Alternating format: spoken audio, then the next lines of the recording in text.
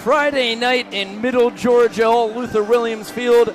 Not a place I'd rather be in the world, Josh. Yep, great Friday night here at Luther Williams. Oh, man. Yep, we got a good crowd on hand tonight. Yeah, happy Big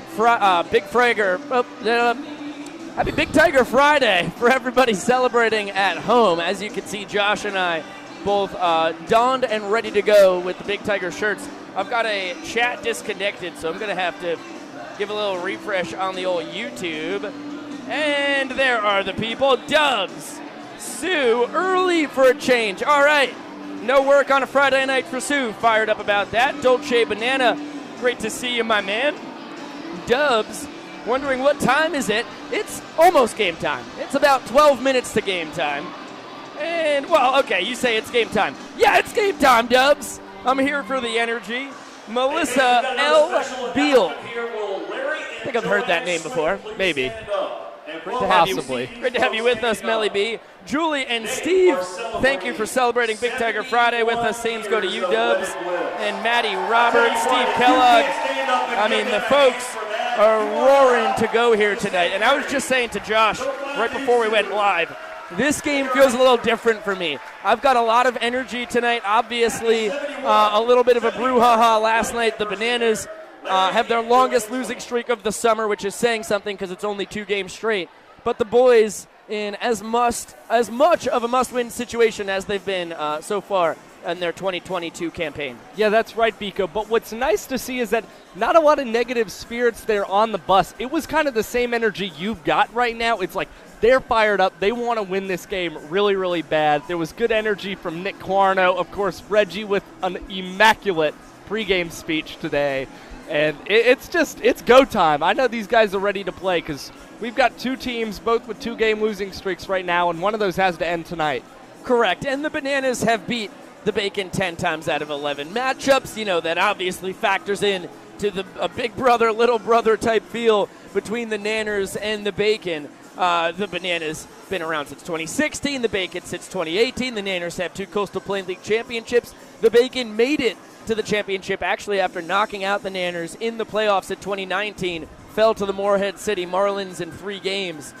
So, you know, you can feel it. Even though most of the players, have not experienced the rivalry in past years, there is a little bit of a storied history between these 2 teams, and the Nanners are raring to go. So it's great to see all you folks in the chat. Jenny Paul Carey Fiore, hey Mom, happy that you have internet again. Brian Goslow, tuning in from Worcester, Massachusetts. All right.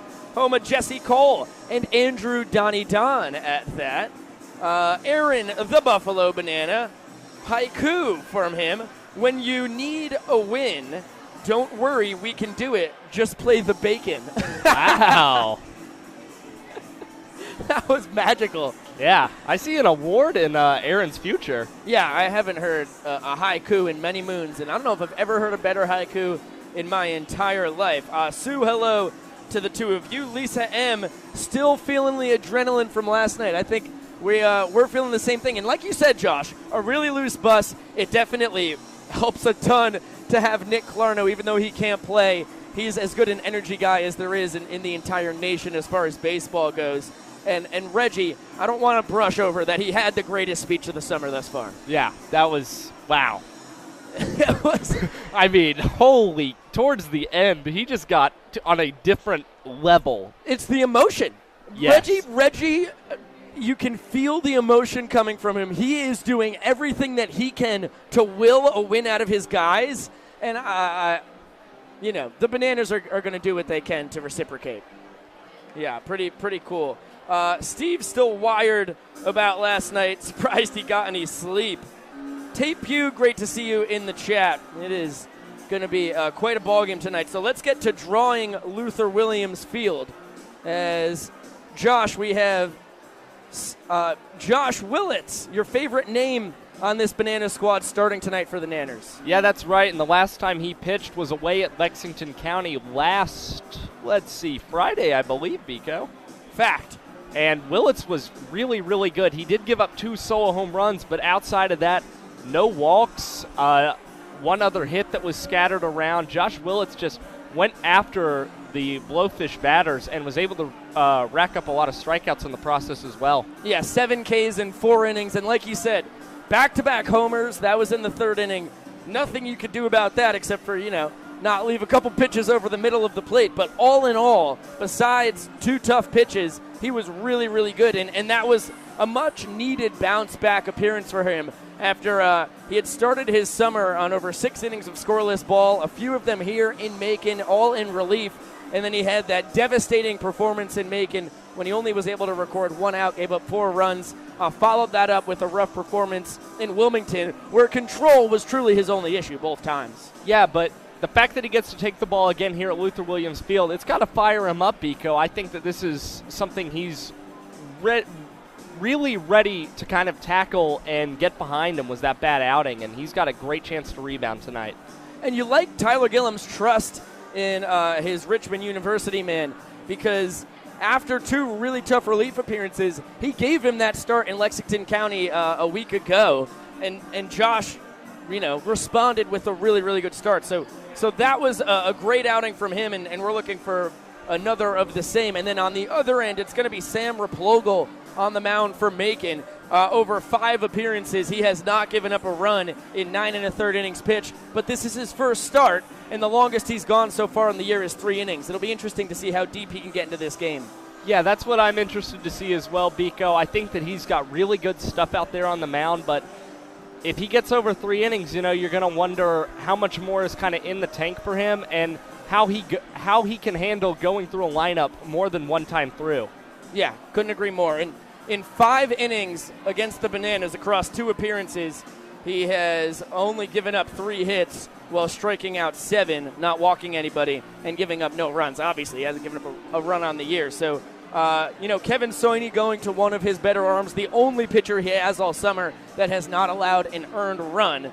And, obviously a couple South Mountain coaches, Gillum and Soini, coached together for basically, 8 months out of the year. It means a little extra when the two go against each other, and so far Gillum's gotten the best of the battle this summer. Yeah, and something I'm going to go out on a limb and say this, Biko, yeah. And I really hope I don't do the broadcaster's jinx, but that friendly relationship between Gillum and Soini, you don't expect benches to be clearing tonight. I could not agree more. And obviously, the teams are not hive minds. Kevin and Tyler do not control all of their players, but it's the first time in 3 years of broadcasting Bananas baseball that I've actually had a benches clearing brawl. I do not think Lightning will strike back-to-back nights here in the old CPL. Maddie Roberts, surprised she also got some sleep last night. So fallout from the brouhaha, because now that we have, it seems like, I'm guessing basically for the most part, a lot of folks here will get it out in the open. Originally, everybody who was ejected from the game got a 4-game suspension. For the Bananas, that was Indiana Stanley, Taylor Justice, and Dylan Cunningham. Now, obviously, troubling for the Bananas as that's 2 out of their 3 catchers. But Justin Sellers, the leader of this league, was going to let Tyler Gillum stagger the suspension so each guy could catch every other day, and the other one would be suspended when they're not catching. But I got video from Zach Bro, sent it to Justin Sellers. That's from the third base side that showed Indiana Stanley coming in. No aggressive move from him in the slightest, getting punched in the side of the head by Braden Pierce of the Flamingos, then double leg tackled by George Derek Floyd, who was on the mound and was the instigator of the whole thing with, the rough drop of Bo Brewer after the slide to home. Floyd double leg tackled Indy, slammed him into the ground, and ground and pounded him left hand right to the head. That's why you saw that big bruise. So Sellers, after watching the video from the side, because you really couldn't see what happened in that scrum from the broadcast, he has reversed Indy Stanley's suspension. Unfortunately, even worse than being suspended 4 games, he does have, understandably, a concussion. So he's going to be in concussion protocol for a few days. He probably won't be back, I'd guess, until early next week at the earliest. Yeah, it's a tough break for the Bananas, but you get to see what guys like Danny Gutcher and DR Meadows, who have just arrived at the Bananas, are able to do in Indiana Stanley's absence. And Also, Biko, we're still waiting kind of if there's going to be any further suspensions for some of those Flamingo players with that footage that we got from Zach Bro last night. Correct. In everything that we have seen, and obviously we don't have every angle. We've got that. We've got the first base side angle, which does not really show much. And we have the broadcast angle as well as our replays. And we don't have any Bananas throwing punches. You don't know what happened inside. I've talked to the entire team. Nobody has said they have thrown a punch, whether on or off the record.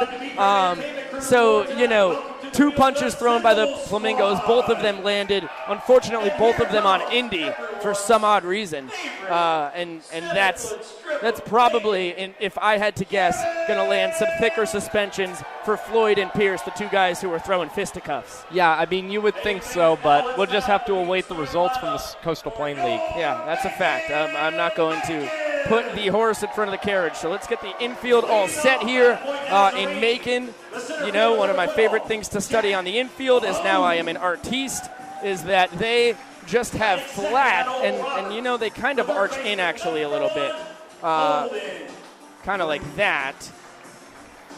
It's always intriguing to me whether they do the bow or the flat. And we see all kinds of different things in the CPL. All right, let's see. It's more like it. And then we'll go up there. If you had a preference, Josh, do you like a bow or do you like just a flat little base cutout? Tough question. You know, I think I'll go with the bow. You like the bow? I think I do like the bow. I think I like the bow, too.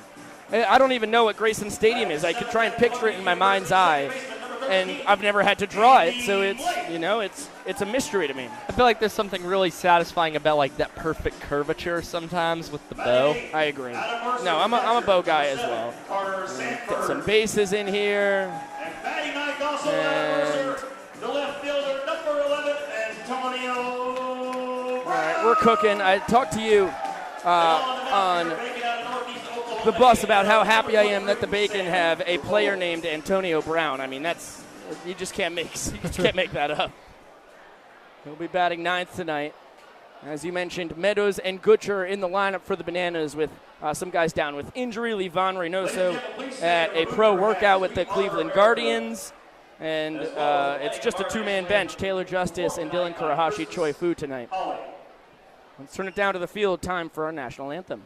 Oh, say can you see by the dawn's early light what so proudly we hailed at the twilight's last gleaming, whose broad stripes and bright stars go through the perilous fight, o'er the ramparts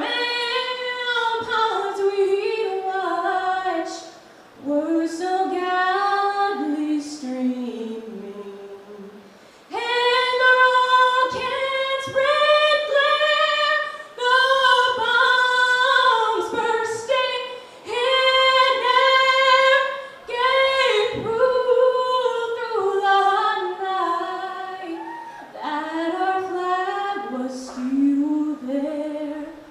Oh, say does that star-spangled banner yet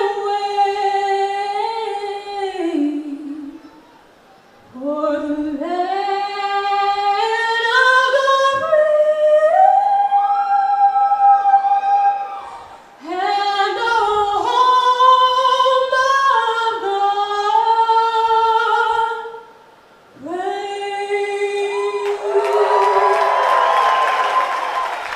Wow, really powerful national anthem there. And the only reason why I broke a smile or two is because there was a little bit of making it her own, and obviously that brought me right to Nathan for you. Yeah, it really did. You know what? I'm proud of the Bacon for remembering to turn the on-the-field mic, leaving the mic on the field turned on this time for the national anthem. Yeah, that was a tough one last time out.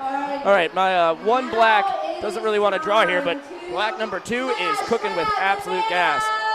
They are going to smash a banana on the field, and we are going to finish up with out of bounds, as Carson Bowen would so eloquently put it. Going to turn the Bacon sideways, crossover down below, and then out here, we've done it a few times, but it's a weird, pretty weird little kind of jut out. And,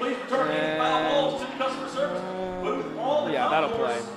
Oh, got a little wavy down here. Double up the line, it'll be fine. And this draw, this is just filled with some batting practice equipment type in there, so that is out of play.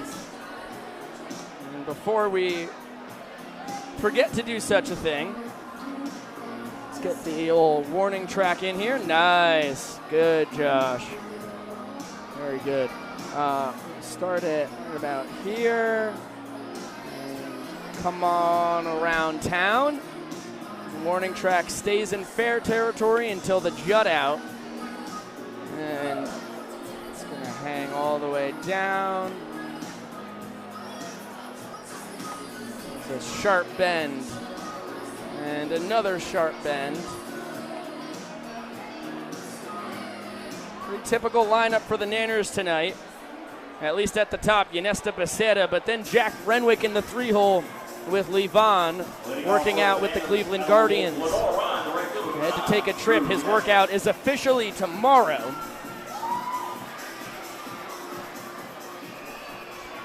And we're ready to rock and roll. Sam Raplogle on the bump. Fastball called strike to Drew Ynesta to start this thing off. The third-year Banana, righty on righty. Drew wearing his pants all the way down after rocking them up last night. Takes a bender, a pinch high.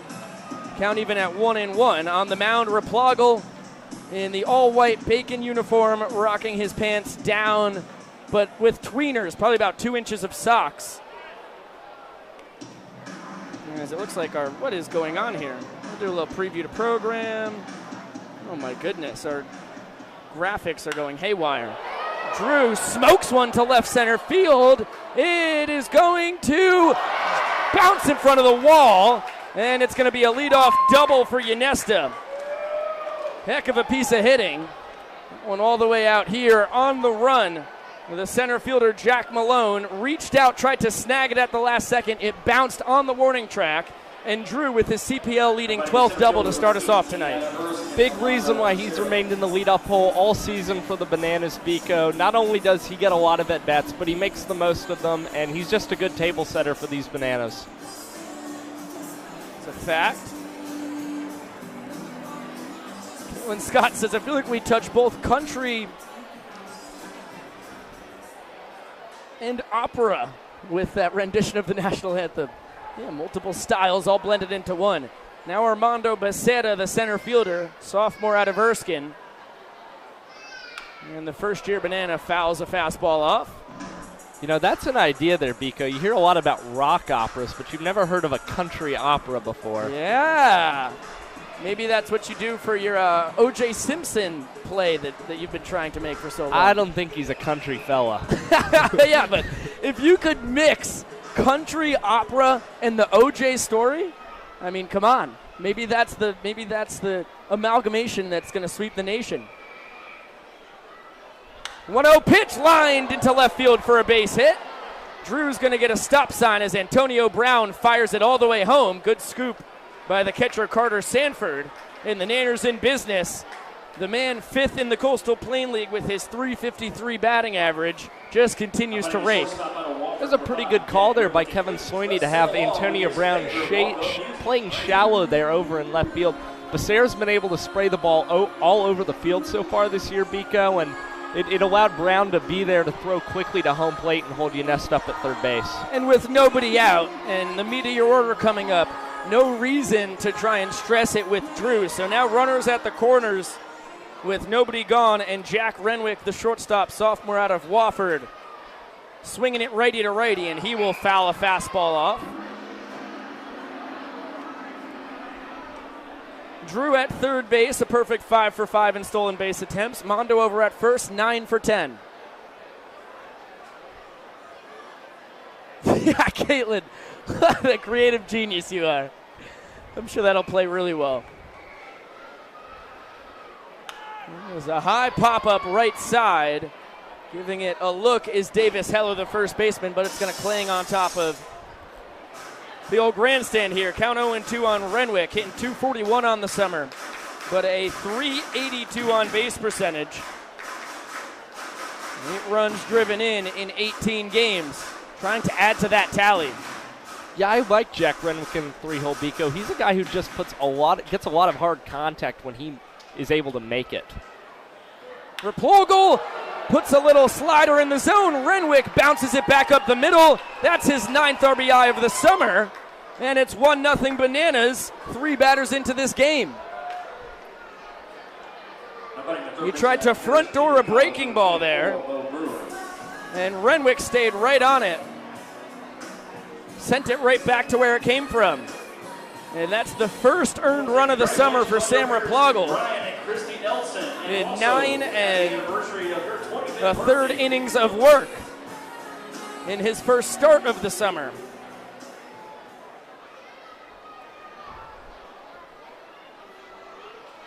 So now 2 on and still nobody gone for Bo Brewer. And he'll take off speed above the zone. The Nanners' third baseman hitting .321. His .433 on base percentage is 8th best in the Coastal Plain League. Sophomore transferring from Paris Junior College to the University of Kansas. He's already had to miss a couple games this summer because of pro workouts. Fantastic talent. And he's going to line a foul ball right side, count 1-1.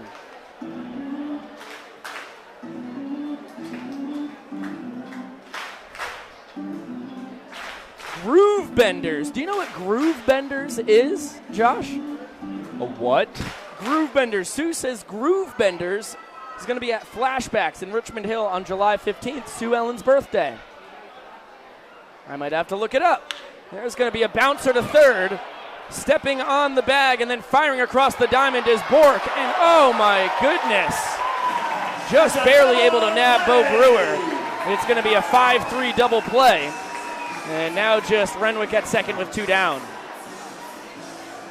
That one awfully close at first base. Marvin King, who was in the thick of everything umpiring-wise last night. The only one of the 3-man crew who were a part of that wild game. Calls the out at first. Well, what I saw in that play, Biko, was right before Brewer got to the bag, he kind of took that extra heavy step that you'll see a lot of guys do as they're approaching the bag. And I think that Brewer just held up there a little too long to be able to get on the bag before the ball was in the glove of the first baseman, Davis Heller. It was bang, bang. Now a fastball called strike to the second-year Nanner, Bryson Bloomer. DHing tonight, a half night off for the Boomer. Just graduated from Murray State. First banana on the evening in the lineup, rocking the gray pants high, navy socks showing. Replogle with the tweeners. Fires a fastball high, count even at 1-1. Bryson hitting .250 on the summer, a .305 on base percentage. But he has been barreling balls left and right. There's been a lot of suspicion from guys, not just on the Bananas, but around the CPL, that the baseballs this summer do not have as much pop to them as they have in the past, as Bryson fouls one right side out of play. He says he's really gotten a hold of a handful of balls that were homers, like he hit homers last summer, less good than he has had flyouts this summer. Well, yeah, we had the mix-up on opening day with the rubber ball. We've heard things from Bryson. We've heard things from Bryson Madron. There's a lot of guys who are just kind of having a difficult time with these baseballs.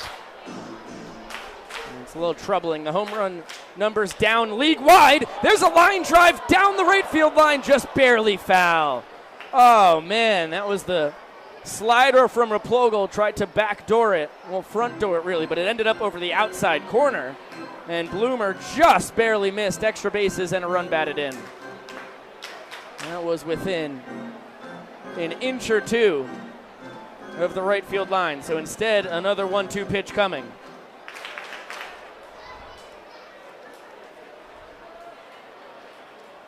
Josh did, in fact, say a handful of balls, because a handful of balls have been extra squishy. Renwick takes off for third, fastball outside, and Jack has his 7th stolen base in 9 tries this summer. Now 90 feet away from scoring.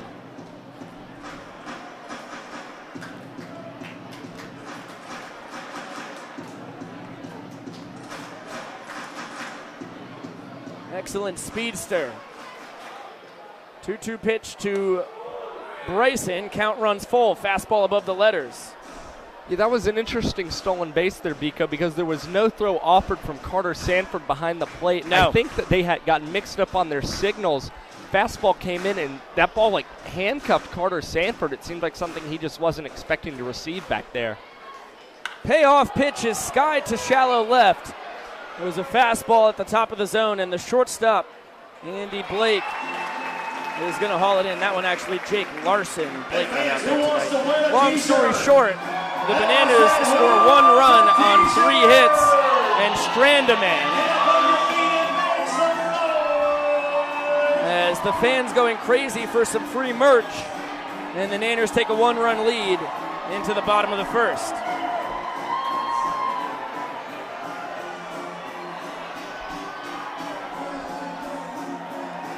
Appreciate that, Dubs. Happy to hear it, man. Chris Gallo.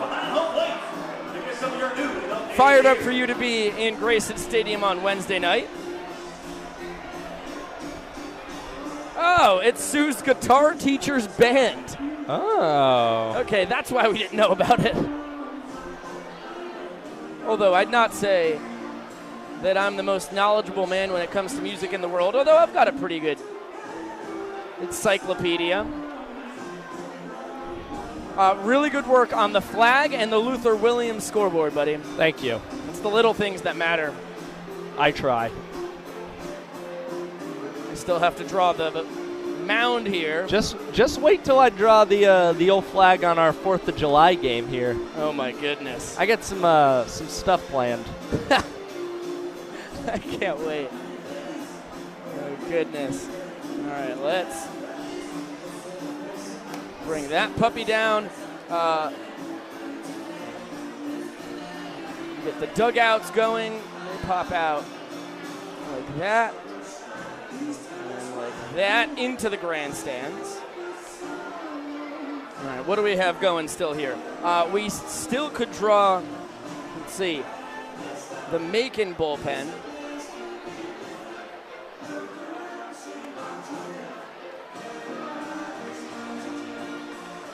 And it comes out a pinch. And then it comes out a little bit less over here for home plate. And we'll get these jobbers out there, a couple rubbers.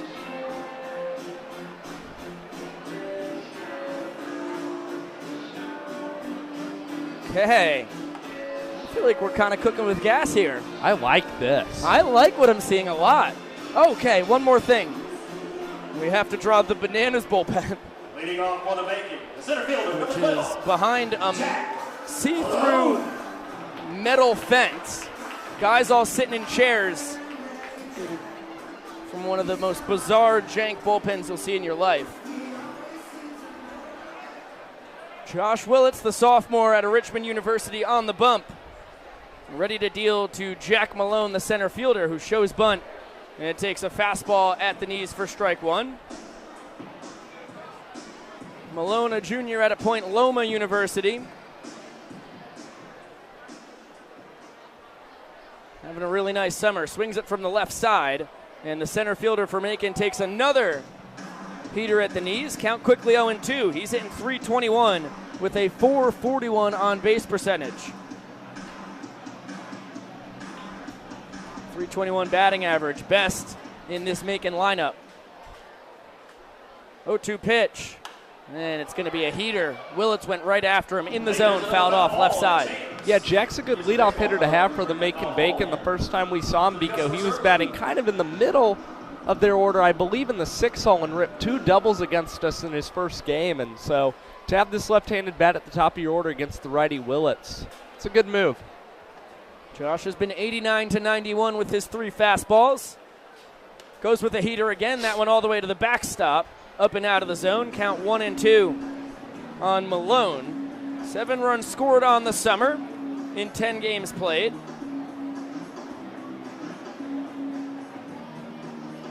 Willits with his second start of the season here. This is his 6th appearance. Over 10 2/3 innings, he's given up 9 runs, all earned. on just 5 hits, but 8 walks, as there's a little flare towards left, and it's going to fall on a couple hops in front of Bryce Madron. It was a good two-seamer in on the hands, but even though Malone was sawed off, he was able to find a soft spot in the Bananas defense.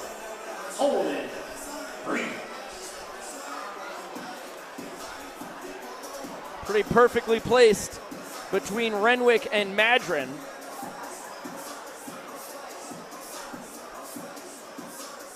Malone 2 for 3 on the summer in his stolen base attempts.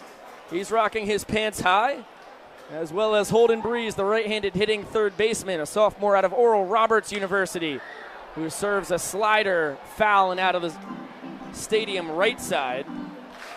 Third baseman for Macon, hitting .275, a .362 on base percentage. Guy who started his career playing for Gillum and Soine at South Mountain Community College.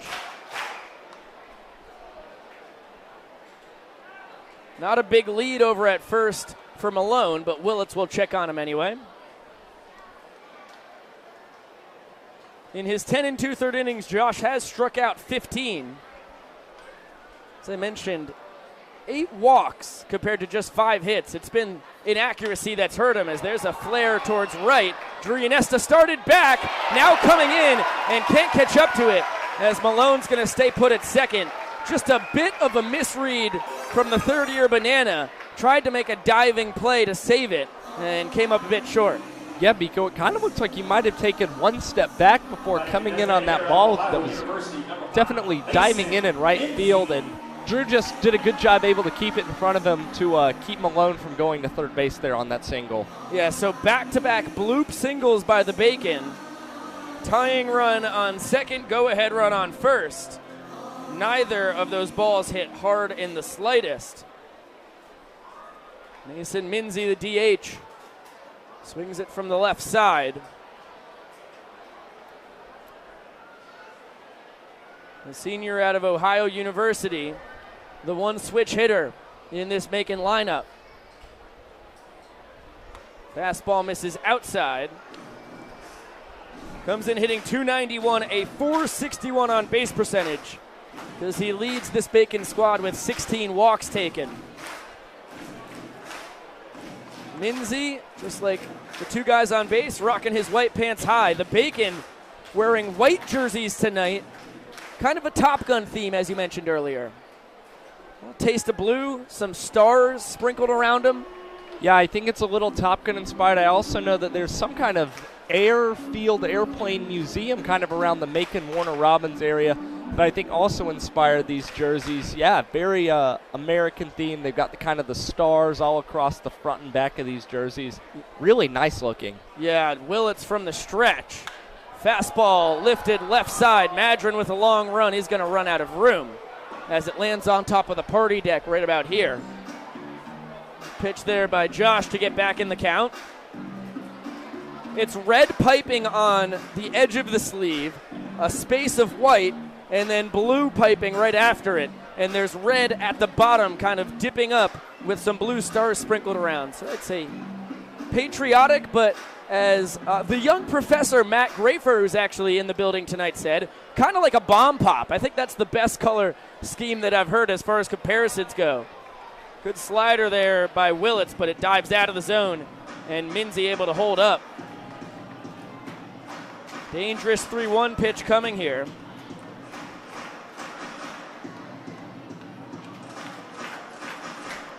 Minzy leads this Bacon team with 2 home runs. 3-1. And it's a fastball down and out of the zone, and now it's 3-1. How did I miss that? That was a 2-1 pitch, evidently. Now the count is 3-1.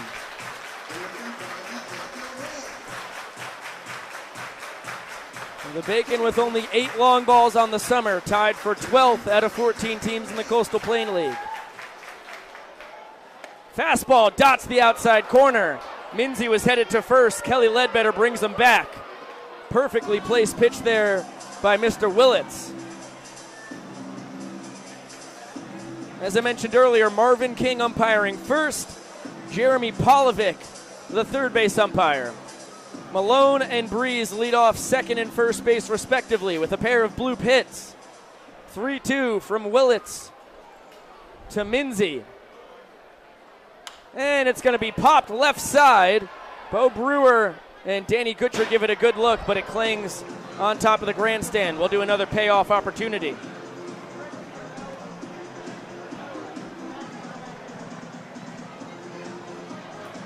Caitlin, yeah, Josh and I, it is not going to be to scale where we are stationed, but we're slightly off center, deep at the very back of the grandstand. And you know what? I'll draw two of us in a second. Right now, Mr. Willits has come set, and he's coming home. Fastball low, and the base is full of Bacon. 2 blue hits and a 7-pitch walk. And Willits in trouble with Davis Heller, the 6'8" sophomore out of the University of Alabama, the first baseman coming up to swing it. The first baseman, number 44 at Alabama, Davis Heller. Minzy with that walk ties Drew Yanesta for 6th place in the Coastal Plain League in base on balls. Heller comes in hitting .273, a .373 on base percentage. 10 runs driven in 13 games played. And a first pitch slider gets the top of the zone. Pitch by Willits to steal a strike. Heller with that 6'8" frame, as big a guy as you'll find in the Coastal Plain League. And Willits able to scrape the top of that enormous zone. Fastball dots the bottom of the zone. Count quickly 0-2.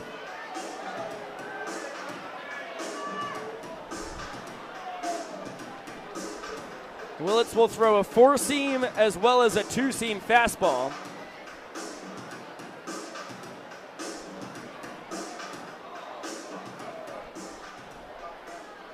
A slider, a curve, and a change. Goes with the fastball, yanks it a bit down and out. Count now 1-2.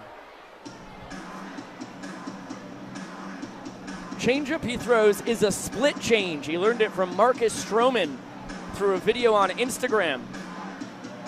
Decided to try it out this past spring because his changeup wasn't working well. It's paid off. Been a lot better than what he had been throwing. Fastball cut on and missed. A 4-seam by Willits in the zone, and Heller comes up empty. Huge first out. Yeah, now that sets up a double play if the Bananas are able to turn it, Vico, and get out of this inning without allowing a run. Kyle Bork, the most tenured man on this Bacon squad, now will swing it. He's done a lot of middle infield work for Macon this summer. Tonight he is out in right field, right-handed bat, a sophomore out of the University of Minnesota. Hitting .236, a .311 on base percentage. Leads the team with 13 runs and 16 runs batted in. This is his 25th game played of the summer, 7 more than the next closest man in this Bacon lineup. Fastball low, count 1-0. Dubs! Don't try me, man. I don't want to hear HGH and Aaron Judge in the same sentence. That's my king. 1-0 pitch, righty to righty. Fastball yanked outside, count 2-0. I do want to congratulate you on your 2 home runs in beer league softball, though. That's no small feat. That's more home runs than I have in beer league softball. Likewise. I have only played 1 game of beer league softball, but How'd you do? good. I was 3 for 4. Well, Didn't hit a home run, though. I mean, it's slow pitch. The ball goes over your head. You know, you get a lot of time to think as it comes in. 2-0 is fouled right side out of play. Willits went after him with the heater. And Josh, that's something you love to see early. Even though he has given up the 1 walk and a couple bloop hits, Josh has been going after the hitters. And although he's fallen behind 2 balls on this batter, he's been battling really well. Yeah, because in previous outings when we've seen Willits struggle, it's only made worse by after getting a couple guys on base, he just can't seem to find the strike zone at all. It's a lot of consistent balls, and there's another strike getting it to a 2-2 count. Yeah, fastball finds the zone, And Bork fouls it straight back. And some emotion from Josh as well. He kind of snapped the ball out of the air that Kutcher threw back to him. You can see he's not at all enthused by a couple soft singles in the 7-pitch walk. Yeah, that's got to be very frustrating on the mound. I mean, if you want to get hit, of course, you'd rather it be hard contact than soft contact that you think you could get a play on. Tries to front door a slider. Ends up high. And a big 3-2 pitch coming here with one down and the bases full of Bacon. Ball 4 walks in the tying run. Willits has to find the zone. See if he challenges the Golden Gopher in the box. Payoff pitch. Fastball! Oh my goodness, Kelly Ledbetter called it ball 4. It was right around the bottom of the zone. And Kelly says it was not a strike. Tyler Gillum out barking at him from the Bananas dugout. Another early decision from an umpire harming the Bananas over these past 3 games. Yeah, Danny Gutcher was ready to snap that ball right back to Josh Willits. Thought it was strike 3, and upon hearing no strike 3 call there from Kelly Ledbetter, took a minute to talk with him about where that pitch missed. Long talk. Gutcher just finished up chatting with the home plate umpire as he looks back in the Bananas dugout for a sign. That is pretty bad. Looked right at the knees from our vantage point, not as good as Kelly's. And a fastball, same spot, called strike 1. What's, I mean, what's Who's surprising surprised? about that? Yep. Yeah, are you kidding me? Jinx, you don't owe me anything because you're my pal. Golly. Happy Big Tiger Friday, buddy. Jake Larson, the shortstop, right-handed bat, cuts and misses at a sharp slider in the zone. And the count quickly 0-2. Larson, in just 2 games played, a Minnesota teammate of Bork over at first. 1 for 7 with a strikeout. 1 run driven in. Willits is 0-2. Slider cut on and missed in the dirt. Nasty pitch. Josh should be out of the inning unscathed. Instead, the game is still tied, and he's got one more batter to go through. It's going to be Andy Blake, the second baseman.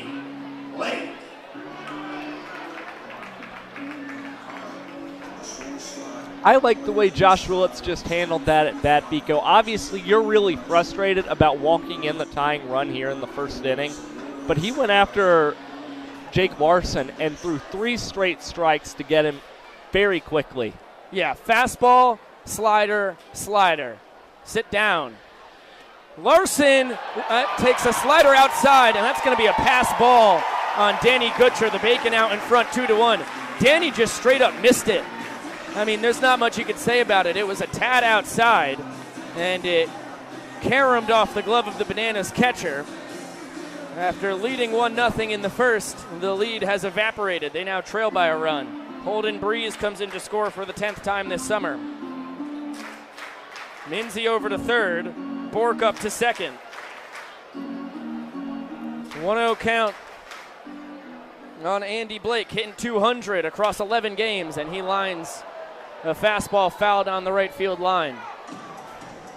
He, like most of the Bacon in the lineup, rocking the socks high. They're wearing black socks with their all-white and splash of red and blue unis tonight. You know, Biko, I was able to get to the bottom of what inspired these uniforms for the Bacon tonight. It's pretty interesting. 0-1 pitch coming here first. And a nasty curve. Cut on and missed. Count now 1-2.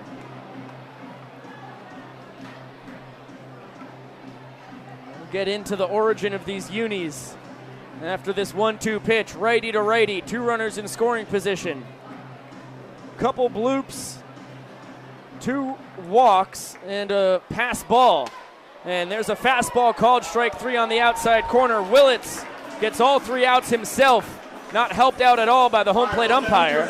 And the Bacon ahead on 2 hits and a pair of walks. And Josh, what did these uniforms come from?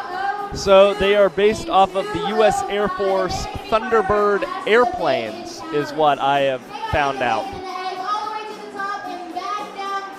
It's pretty cool.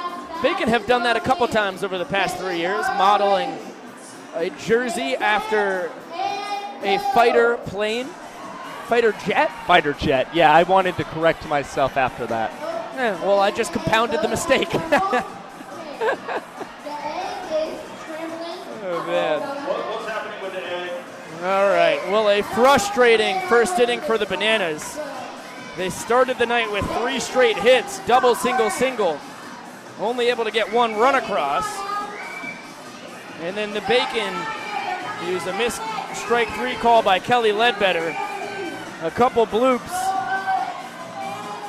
And a pass ball to push 2 runs across on their own. It's going to be 6-7-8 for the Bananas, trying to retake the lead against Sam Replogle, who just gave up his first earned run of the summer. Had been previously unscored upon in 9 1/3 innings of work, 5 of them against the Bananas. It's going to be Brody Wortham, Bryce Madron, and David Meadows. Ken told me a joke here before the game tonight. Dubs, you know the way to a couple broadcasters' hearts, man. Thanks so much. I appreciate it. Hey, Michelle, great to see you.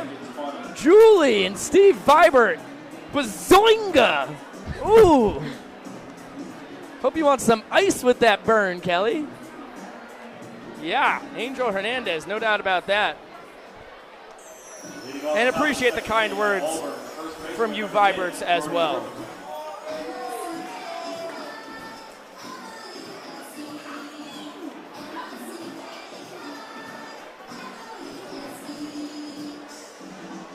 Dubs predicts a 3-run inning for the Nanners. It's going to start out righty to righty. Brody Wortham, the first baseman, takes a bender above the zone for ball 1.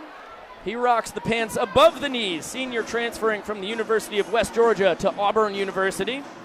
Hitting .230 with a .269 on base percentage. That bender does find the top of the zone as some bubbles are drifting into a press box. Where are they coming from? Must be right in front of us. Yeah, I see the culprit. A little boy just below us. Fastball high, count 2-1 on Brody. Although the batting average and on-base percentage not where he would like it, his 16 runs scored, 3rd best on the Bananas, and his 17 runs driven in, 2nd best, only behind Drew Yanesta, whose 20 ranks 5th in the CPL.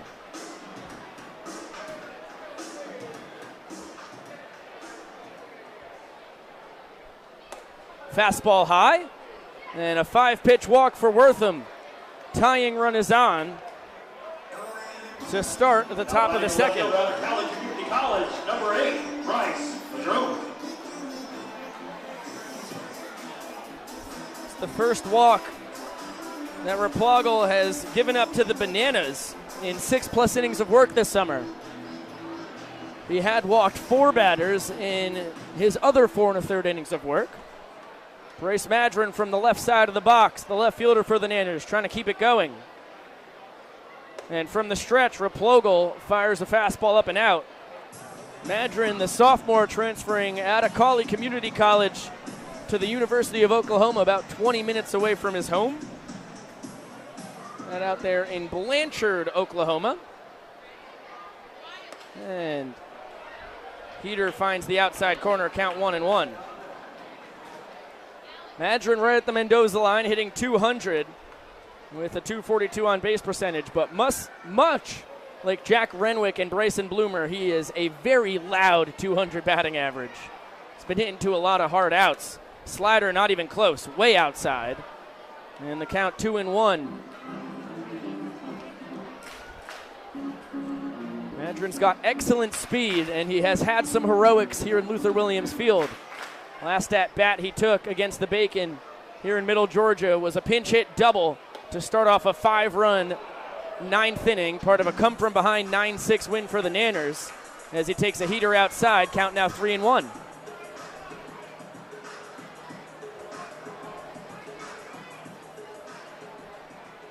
Replogle from the stretch. And that one is ripped foul down the right field line. Would have been a home run had it been fair. It was a laser beam that ended up right about here. Turned on a 3-1 heater. We saw big things out of Bryce just last night, Biko, coming in for Indiana Stanley after his, injury, I guess you would call it. Yes. And ejection, whether it was warranted or not. Fastball high and 2 straight walks. Nanners in business. Bryce came on, and although he hit into a fielder's choice in the 8th inning, he took over for Bo Brewer at first base and then proceeded to steal second and third on 2 straight pitches, and it looked like the Bananas were going to come around and score before, of course, Brody Wortham hit to that double play to end the inning. Yeah, 6-4-3 with the bases juiced. Hello and welcome to the Mark Society And 1 away. EWS Concepts Incorporated. And that set up the insane balk call Neil, Bailey, and Brandon. from Don Andrews, which I have watched probably about 67 times since then, and I have continued to fail to see the balk from Bobby McBride. Pretty excited to talk to old Donnie about that one. Thought about approaching the umpires today. Of course, Marvin King was a part of that crew. He was at first base, saw the same thing that Don did, and did not call a balk. And I wanted to ask him his opinion on the play, and I thought better of it. Yeah, probably good to let it breathe for a day or two. Yes. Oh, goodness. Tyler Gillum gave Mr. Andrews a good piece of his mind right when the call happened, and then he went out. And if you'll remember, everybody who was watching that game, it looked like Tyler Gillum was tearing, into his infielders the entire time, although he was talking as if it was to his infielders, and it was a mound visit. Every single word he said was for Don Andrews, and they were all choice words. He says he's not sure that Don's very happy with him. Now David Meadows at the plate. The second baseman for the Nanners shows bunt, takes a bender low and out of the zone. DR, a senior who just graduated from Columbus State. So far, 0 for 4 with a walk in his Bananas career. Hit .347 with a .449 on base percentage this past spring. And takes a fastball high. He's ahead in the count 2-0. No action in the Macon bullpen as Replogle tries to find the zone.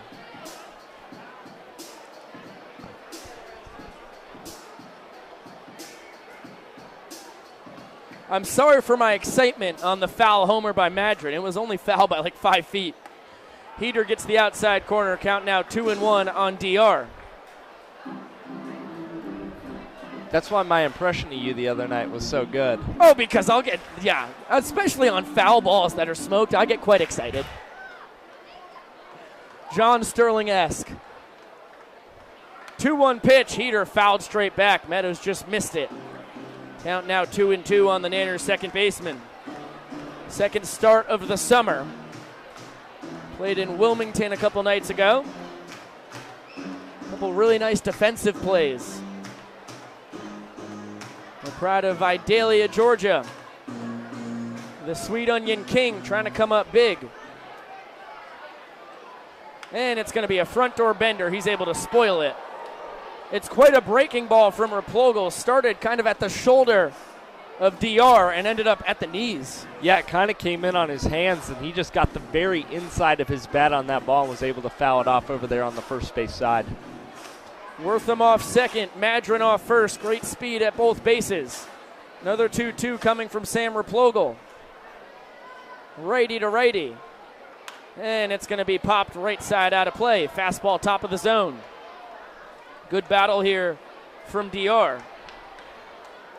You know, Julie, I do think that's a wise idea. Smoking foul balls, not good. Definitely can't be safe for the lungs. I don't endorse that. Madron not being held by Heller at first. The second baseman holding on Wortham at second. And a fastball, top of the outside corner. DR not taking any chances with Kelly Ledbetter's zone. And he spoils another. Eighth pitch of this at-bat coming. Danny Gutcher, the catcher, waiting on deck in the 9-hole.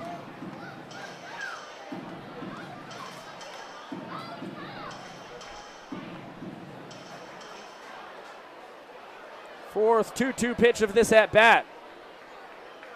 And it's going to be fouled off of DR. Let's have a ninth offering here. Fastball inside corner. Bounced it off of his left foot.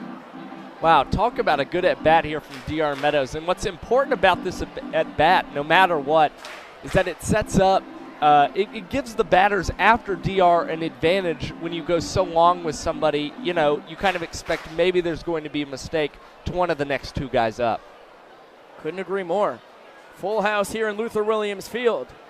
Ready to see the 9th pitch of this at-bat. Replogle to Meadows with 2 men on and nobody down. And it's a bender, beautiful inside corner pitch. Started at the head of Meadows and just grazed the inside corner for out number 1. Yeah, a lot of late life on that pitch, Biko. Kind of surprised DR didn't offer it that one, try and foul it off, especially after all the pitches before that one. Yeah, I got froze by one that I truly thought was going to be a ball coming in, and it had late life was the best 2 words for it. That thing cut back over the zone at the last second. Righty to righty once again. Here's Danny Gutcher, freshman transferring from Eckerd to the University of Tampa, and Replogle will pretend to wheel and fire to second. And it looks like with Gutcher up, it's going to be the shortstop Larson covering. No, it's still Andy Blake. I think a play was on there. Fastball high. Count 1-0 on the Nanners backstop. 1 for 5 in 2 games played this summer. A double, a couple walks, and 3 strikeouts. That was the first K of DR's Bananas career.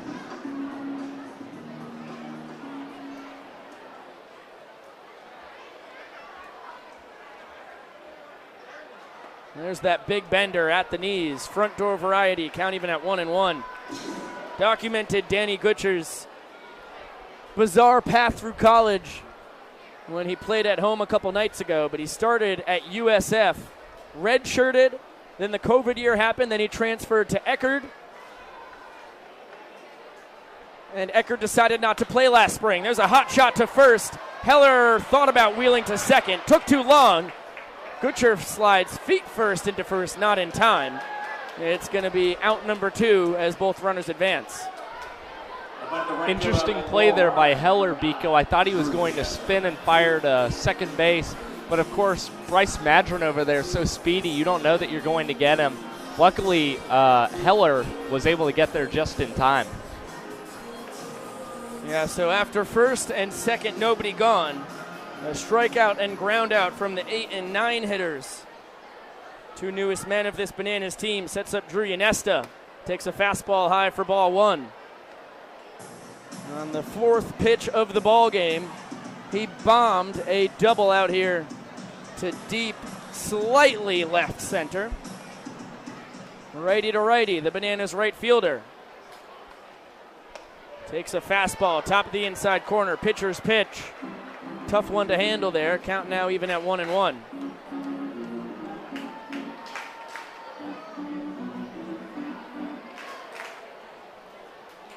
Wortham off third, Madron off second. And there's a fastball fouled right side.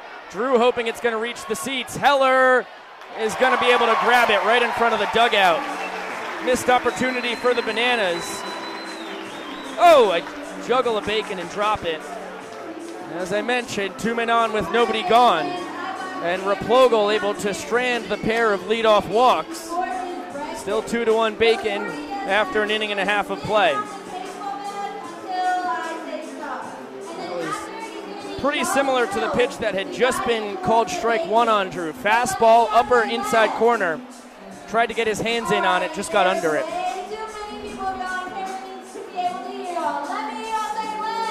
We're going to have a Bacon player do dizzy bat, and then he's going to try and catch Kevin Bacon. Well, that's not true.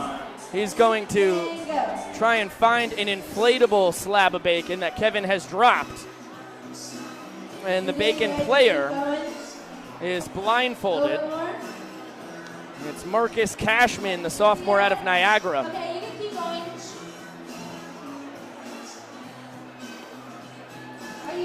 Frustrating first couple innings so far for the Nanners.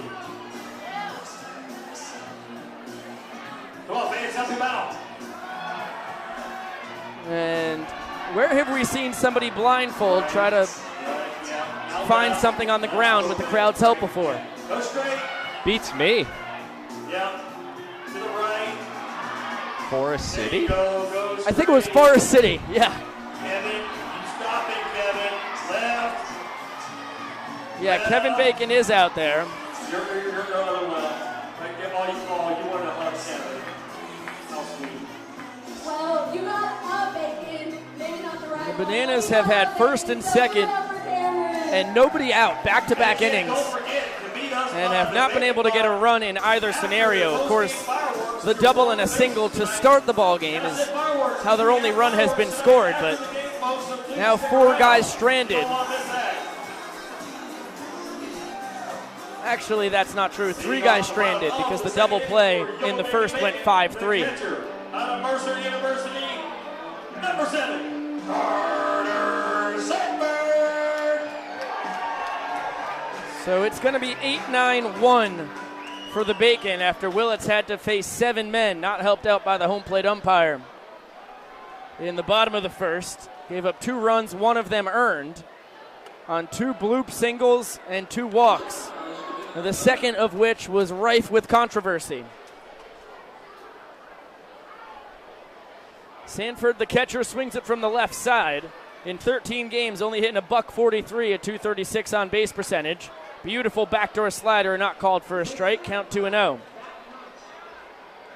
Gary and Jen Keys, happy Big Tiger Friday to you as well.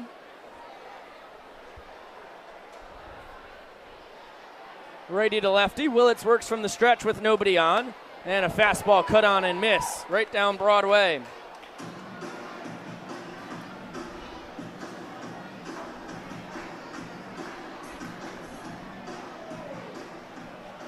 Nobody ever said juggling bacon was easy, Dubs. There's another heater top of the zone. Swung through by Sanford.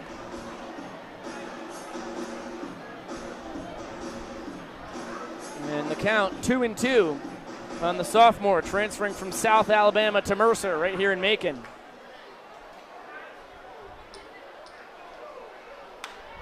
It's going to be the changeup, popped up into shallow center. Becerra with a long run, but it was up there for a while.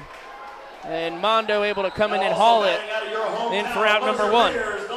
Yeah, no surprise that Mondo was able to come in and get that grab, Biko. He said this before, but something about guys and playing in a league with wooden bats, he says that he's able to see baseballs off the wooden bats way better than off the metal bats just playing a regular college spring. It's very interesting. Now it's going to be Antonio Brown, not the former Pittsburgh Steeler, New England Patriot, and Oakland Raider, Tampa Bay Buccaneer, but the left fielder for the Bacon, who bounces it to first. Good PFP as Brody Wortham flips that one over to Willits covering. And Brown came in 0 for 7, now 0 for 8 across 3 games played, with a couple strikeouts for the sophomore out of Mercer. Back to the top of the order we go. Jack Malone on an 0-2 count. Got sawed off on a 2-seam in on the hands, but was able to bloop it into shallow left. He skies one to deep right. Drew Yanesta back in front of the track. He is going to haul it in front of the scoreboard out there in right center. And a much-needed, quick 1-2-3 inning of work for Willits. Yeah, I definitely agree, Biko. I don't really think that Raplaga was really able to settle in at any point in the last inning, and he's already got to go back out there again, so hopefully the Bananas are able to get something off him here in the third. And even though I'm sure Josh was very happy to pick up 3 Ks in the first inning, it was a laborious 3 strikeouts with the 2 walks, 2 bloop singles, and pass ball all mixed in to push 2 runs across for Macon. All right, babies, are you ready? Get set and go. And they are doing a baby race. Now listen, we do that in Banana Land, but baby races are universal in the sports world. I'm not saying the Nanners invented the thing. So I give full permission for the rest of the Coastal Plain League to do the same. I don't think he likes when we go. Now Josh, I know it's early, but I'm getting a little hungry myself. Do you think we should unveil what we will be taste testing tonight on the broadcast? You know, I'm almost, I think I'm okay with that. And I'll tell you why. It's because sometimes, and it's going to give the Bananas Insiders a little hint as to what it is, but last time we ate something sweet before we ate dinner kind of messed with my appetite when we had our post-game meal. Yeah, so I like the idea of eating this early. I agree. We've got one of the two babies waddling over to their mom, but she's going to stop and just hang out halfway between the start and the finish line. As Sam Raplogel's ready to rock and roll. So we are going to call her the winner. She's in the 10. As are the Bananas. Touchdown. I'll make a box for it. We got a winner. Always cute when a baby waddles. The other one, now starting to crawl. And stopping as Raplogel's been waiting on the mound for a while to get started. Becerra ready to rock and roll in the right-handed batter's box as we commence inning number 3. Mondo, his first time a single through the left side of the infield, was taken off the base pads on the 5-3 double play off the bat of Bo Brewer. We have a knife. Oh, wow. That looks really good, buddy. Raplogel with a bender outside to the Nanners center fielder. And we have a variety pack, careful not to spill them, of Buc-ee's Fudge. Every flavor they stock, all wrapped up into one. Breaking ball high, count now 2-0. Okay, so as you can see, we've got a variety of flavors. I don't have the slightest idea where I should start on this. There's a hard breaking ball down and in. Becerra chased on 2-0, expecting a heater, count now 2-1. But I might start over here, start in that far left corner. It's purple and white. Oh, that looks like probably blueberry, if I had to guess. Don't tempt me with a good time. Another tight breaking ball. And the count now 2-2 after Becerra comes up empty once again. I'm going to actually have to employ the use of this knife because these things are like glued together in there. Oh, wow. Yeah, the hot middle Georgia sticky heat. Not great for Fudge as Becerra bounces a breaking ball foul. Count still 2-2. Oh, goodness. Oh, my. Yeah, that's a gooey piece of fudge right there. Righty to lefty. Another 2-2. Fastball, and it hit him. Mondo will take his free pass. The Nanners with first runner on base for the third straight inning tonight. And here, I cut, you choose. Oh. Yeah. Yeah, this one. Yeah. Yeah. Looks like a lot of blueberry in that. Okay, cheers, buddy. Cheers. Sweet. Very sweet. Wow. That's some good blue. Definitely blueberry. Kind of a white chocolatey taste, too. There's a fly ball to right from Jack Renwick and moseying towards the line to make the snag. Kyle Bork. I'm going to switch to the blue to try and change the Bananas' fortunes here. That is tasty. Yeah, that is a promising start. Dubs, I would be gobsmacked if Josh and I can finish this box by 9. I think we'll be in a coma. I wish I could tell you how heavy it is because it is so dense. Front door breaking ball called strike to Bo Brewer.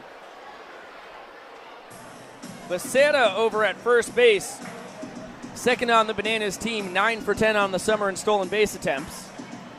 Only to Ty Jackson, who will be back from vacation in just a couple days' time. Bo bounced into a 5-3 double play back in the first. And hits a hot shot through the right side for a single. Becerra is going to stay put at second base. He had to wait to see if the line drive was going to get past Andy Blake, the second baseman.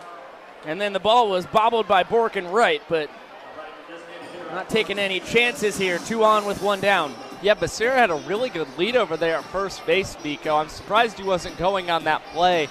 And there was a possibility he could have made it to third there as Kyle Bork kind of juggled the ball out there in right field. But I think a safe, conservative, and smart hold by Becerra over there at second base. There's a fastball over the inside corner. Really nice piece of hitting by Brewer.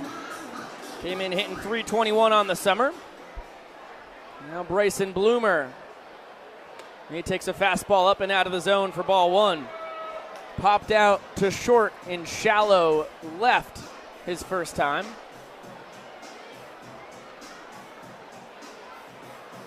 Wow.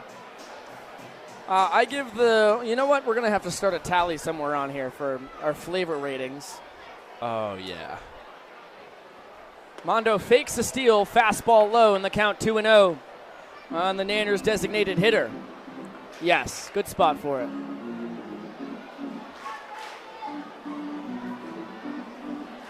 BB for Blueberry. Yes. Yeah.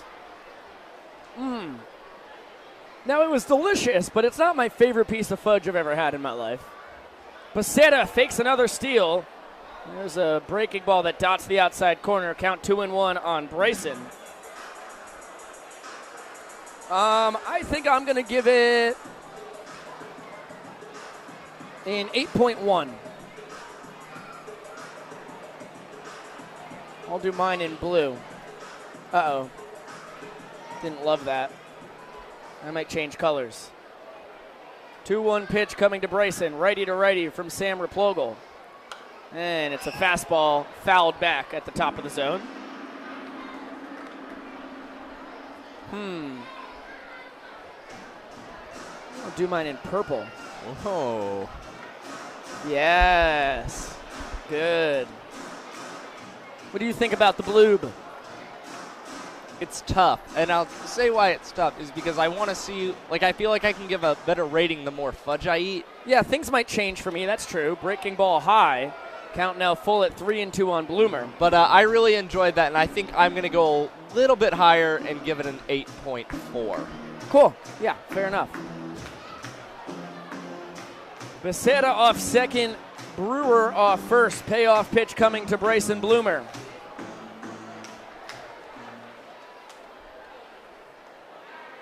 And it's a fastball fouled off. Top of the strike zone.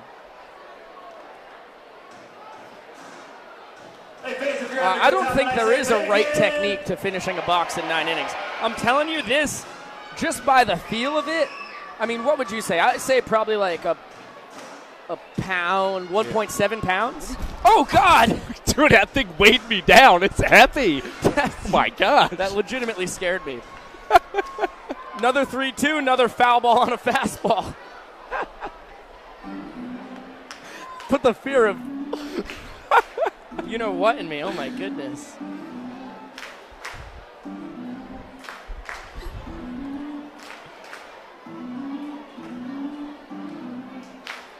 No, the pregame meal was Buc-ee's, Dolce. It's always Buc-ee's going to Macon now. We stop in Warner Robins. Another 3-2. Breaking ball, smacked deep to left. Antonio Brown's got a beat on it. He'll haul it in as Becerra tags for third. And the throw not in time. No way! The tag applied to Armando's foot as he was trying to get it back on the bag. He kind of slid past it. And his foot was off the bag for a second. And it's going to be an 8-5 double play. Second double play the Bananas have hit into on the night. And once again, another ball off the bat of Bryson Bloomer that looks like it was destroyed. And it ends up being snagged right about here. Great throw by Antonio Brown. Yeah, give credit where it's due. Brown with a good throw there, and just kind of unfortunate that Becerra, either the hand or the foot or something, came off the bag there at the very end and allowed the tag to be made. What happened is he slid in face first and was sliding past the bag, and when his hands were off, he tried to get his right foot on the bag, and the tag went on the right foot as he tried to get it on the bag. And Jeremy Polovic punches him out, saying that the foot was hovering in midair for just a smidge before it touched that bag. Boy, the Bananas can't catch a break. Hey, just in case, That's a 7-5 double play. The Bananas have stranded 5 base runners in just 3 innings. Well, that's not even true. 4, because 2 guys have been doubled off. Could have been 6.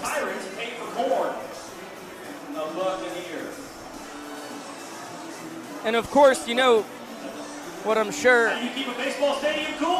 Tyler Gillum immediately when the out call was made, he didn't argue with Smidge. He was right there to see it. He immediately turned around and headed towards the dugout.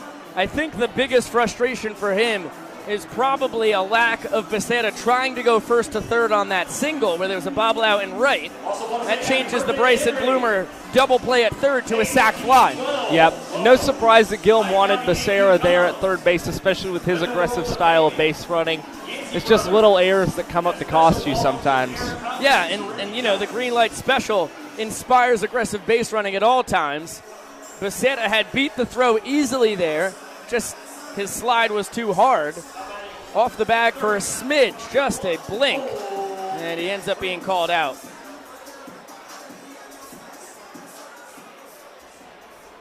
And it's going to be 2-3-4 for the Bacon, just as it was for the Bananas. And Holden Breeze, the third baseman. A bloop single to right and a run scored his first time. Fouls a fastball off right side. Righty to righty, Josh Willits out for his third inning of work. And it's going to be a bender low outside corner. Count now 0-2 as the young professor himself, Matt Grayford, joins us in the booth. How you doing, my man? Biko, I'm doing great, man. Here, How are you? You can take center stage. Oh, I don't need center stage. Yes. I just need to see this game. That's what I'm trying to see. Bouncer to short. Renwick gets a tough hop, fires across the diamond just in time to get the speedy Holden Breeze. And that is 6. How's the whiteboard looking tonight for everybody? All the Nanner squadron watching at home. I like what's going on with the whiteboard tonight, man. I feel pretty good about the field design. Take a look at what I've got on the board, then take a look at Luther Williams Field and see what you think as far as dimensions go.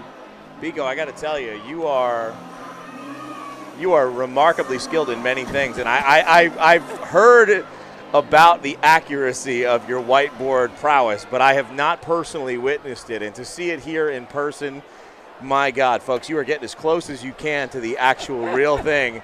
If you can see through my giant melon behind me, then you can see exactly what's happening here on this historic ballpark. Wow.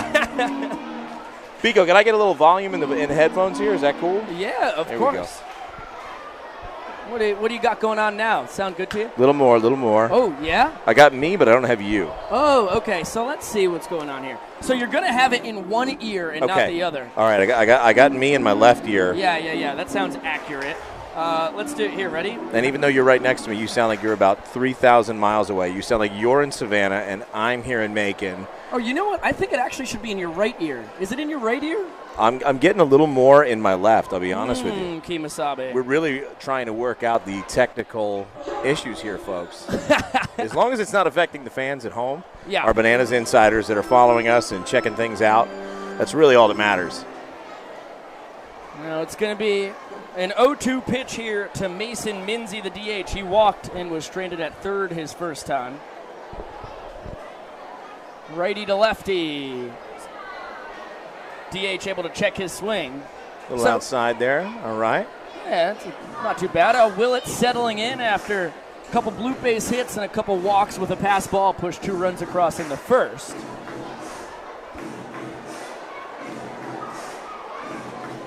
Tries to keep on rolling, give the Bananas another great start.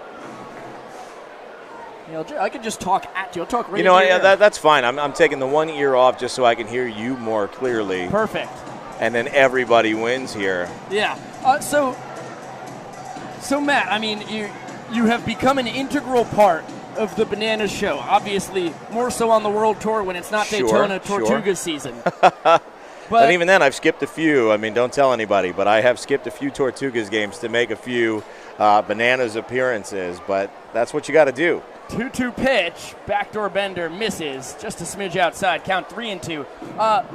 Can you retell us the story of your origin with the Bananas? Because it was kind of lucky, kind of happenstance that it all fell together. Yeah, I feel like as far as cast members go for us on the periphery of what the Bananas operation is, I do have something unique to offer in terms of how I got my start, because I do feel like for most of our cast members, they are people that Jesse and Zach and the rest of our team were actively looking for, right? They were actively looking. Like, let's find a magician. Let's find an umpire who dances. Let's find these integral pieces.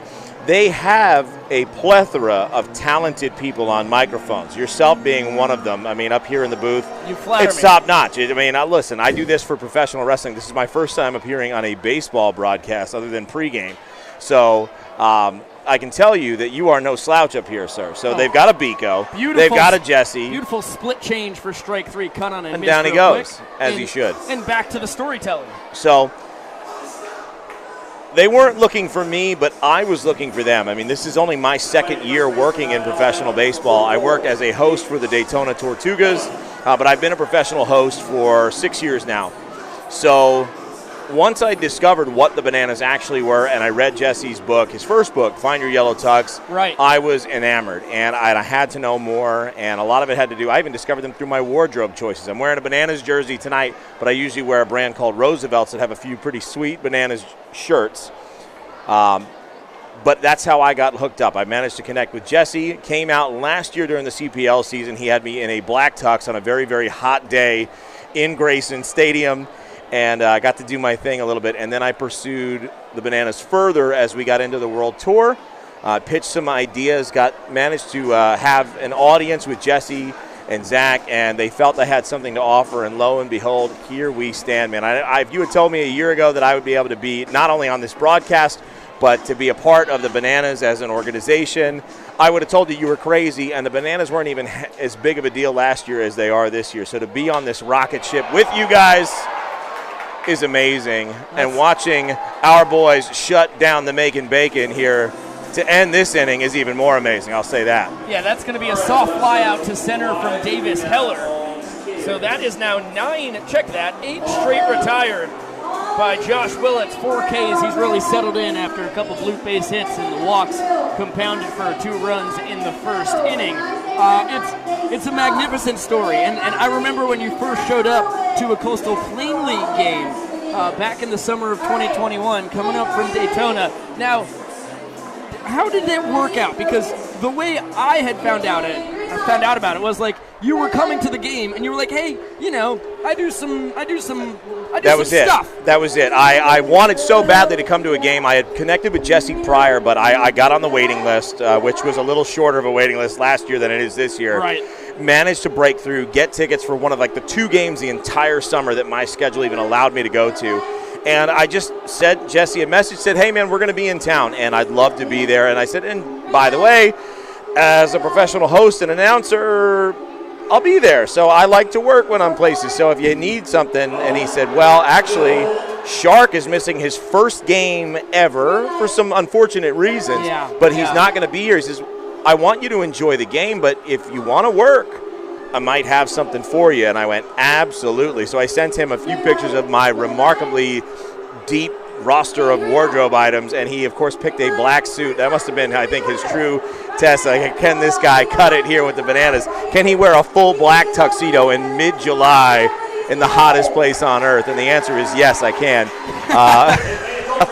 Managed to do some intros for all 9 batters through a first couple of innings, and then got to sit and enjoy what is the most unbelievable experience of watching a Bananas game live. And I maintain that not as someone who works with the team, but as somebody who was a fan.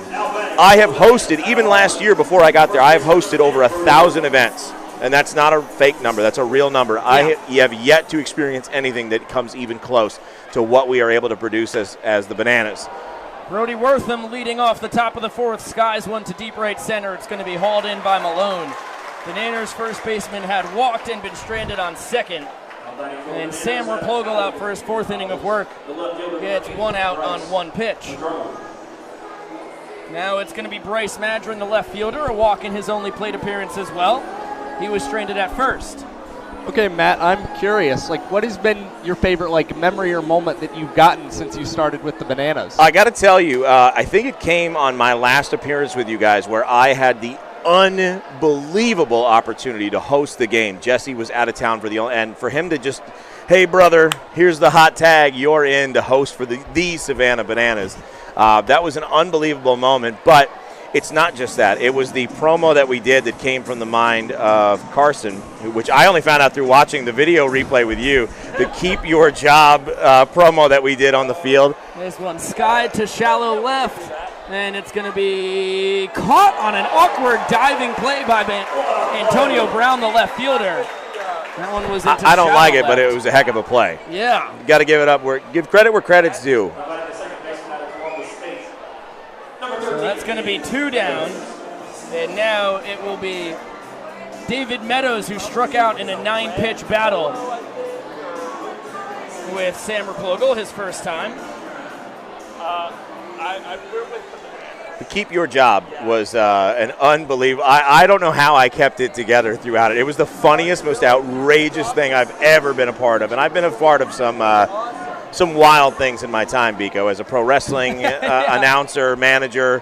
I got mauled by Bigfoot in the Smoky Mountains last year. That happened as part of a show. A pop fly too short, and it's going to be a 1-2-3 inning for Raplogle. The 6, 7, and 8 Bananas down in order. Mauled by a... Yes, at the inaugural Smoky Mountain Bigfoot Festival, I managed to make it onto the show as an evil manager. I was a bad guy, and I was talking some trash to the folks in the hills of Tennessee. They did not like me, and Bigfoot came out and got a hold of me. And for any old school wrestling fans that I've ever seen, Rikishi, and when he did a move called the Stink Face, look that up, Biko, and your extra time and your research. The professor got stink-faced by Bigfoot in the midst of the Smoky Mountains. At the time, the most outrageous part of my career, but I think Keep Your Job with the Bananas eclipses that, so that's got to be my favorite memory. It's a really good one, and it was one of my favorite promotions I've seen in my entire life. And I mean, Mine too. You just added so much to it. You killed it. It was fun, man. We practiced it earlier, but there's no way to anticipate. We managed to find the right guys, and shout out to our crew on the production side of things. I have to say, that's the most unbelievable part of, I think, what we do, is we've got such an amazing team of people helping produce things, because I don't think people understand how much goes into making a show good, and having the right people in the right places and having the right help to do it, which none of that is easy to do. And between our interns and even our full-time staff and just all the folks we have that are game day, top-notch delivery, and that was no exception, especially the couple of guys we found. I don't know where they found them, but my God, I don't know if there were awards for that sort of thing, but we would win, and they would win especially, because it was wild. Yeah, big shout out to Olivia and Tara, whoever got those guys. Yes, Tara, Olivia, I mean, they found them, and because I look for people in Tortugas games, and sometimes you get people, and sometimes you don't. But sometimes you're like, this didn't go the way I wanted it to, and that one really did. I got to tell you, I'm impressed with some of the promotions I'm seeing here from the Macon Bacon tonight. I think they have borrowed from the Book of the Bananas a bit. And why wouldn't you? Hey, look, man, I was doing it myself before I was here. I mean, look, if you want to learn to be the best, you gotta try and take a few pages out from the best that are doing it. And I think that's us, hands down. Yeah, and maybe add a wrinkle to it. You know what I mean? Of course.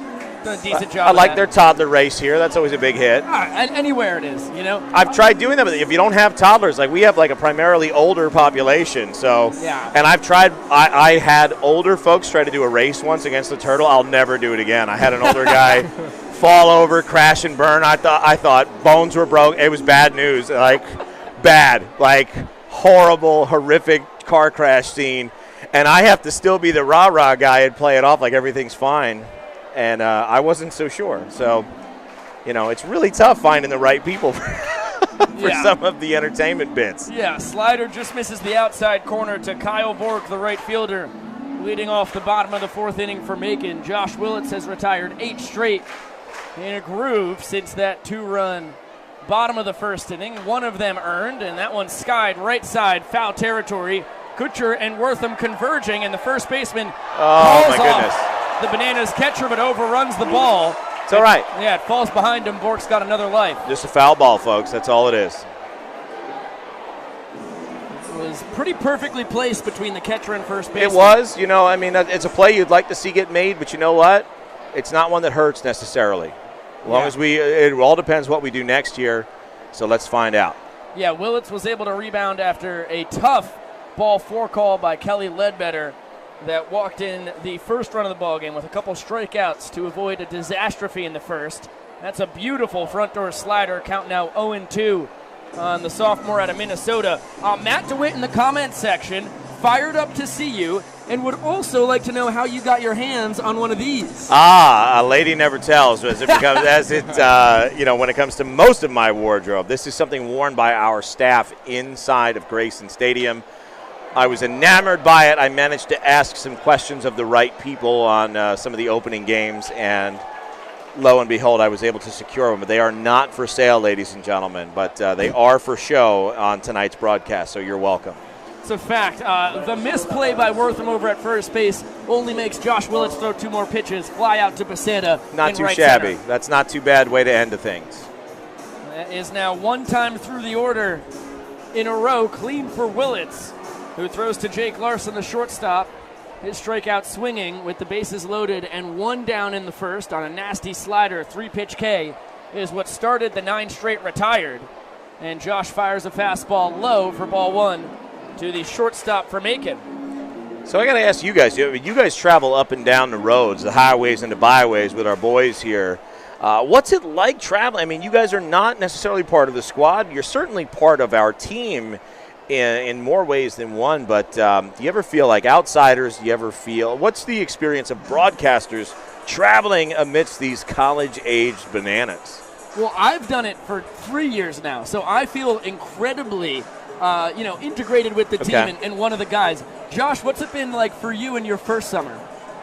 It's been interesting, but, they're college guys. I'm a college guy. There's still some similarities, and also just traveling on the road, you feel like you get to know them a lot more, and that definitely helps from the broadcast side. We're able to tell some of those stories that you don't even get over the phone calls before the season starts.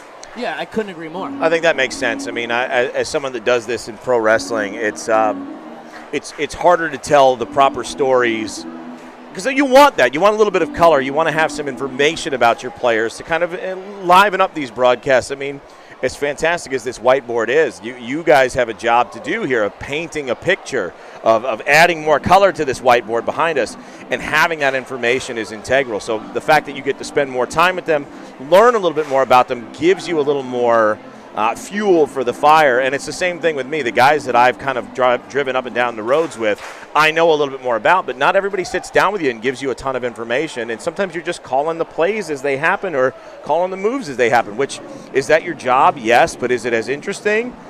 Not so much. So it's a good advantage that you guys have. Yeah, I really couldn't agree more. And it's a blast, too, because Josh just said it a couple nights ago to me, coming home on one of our road trips.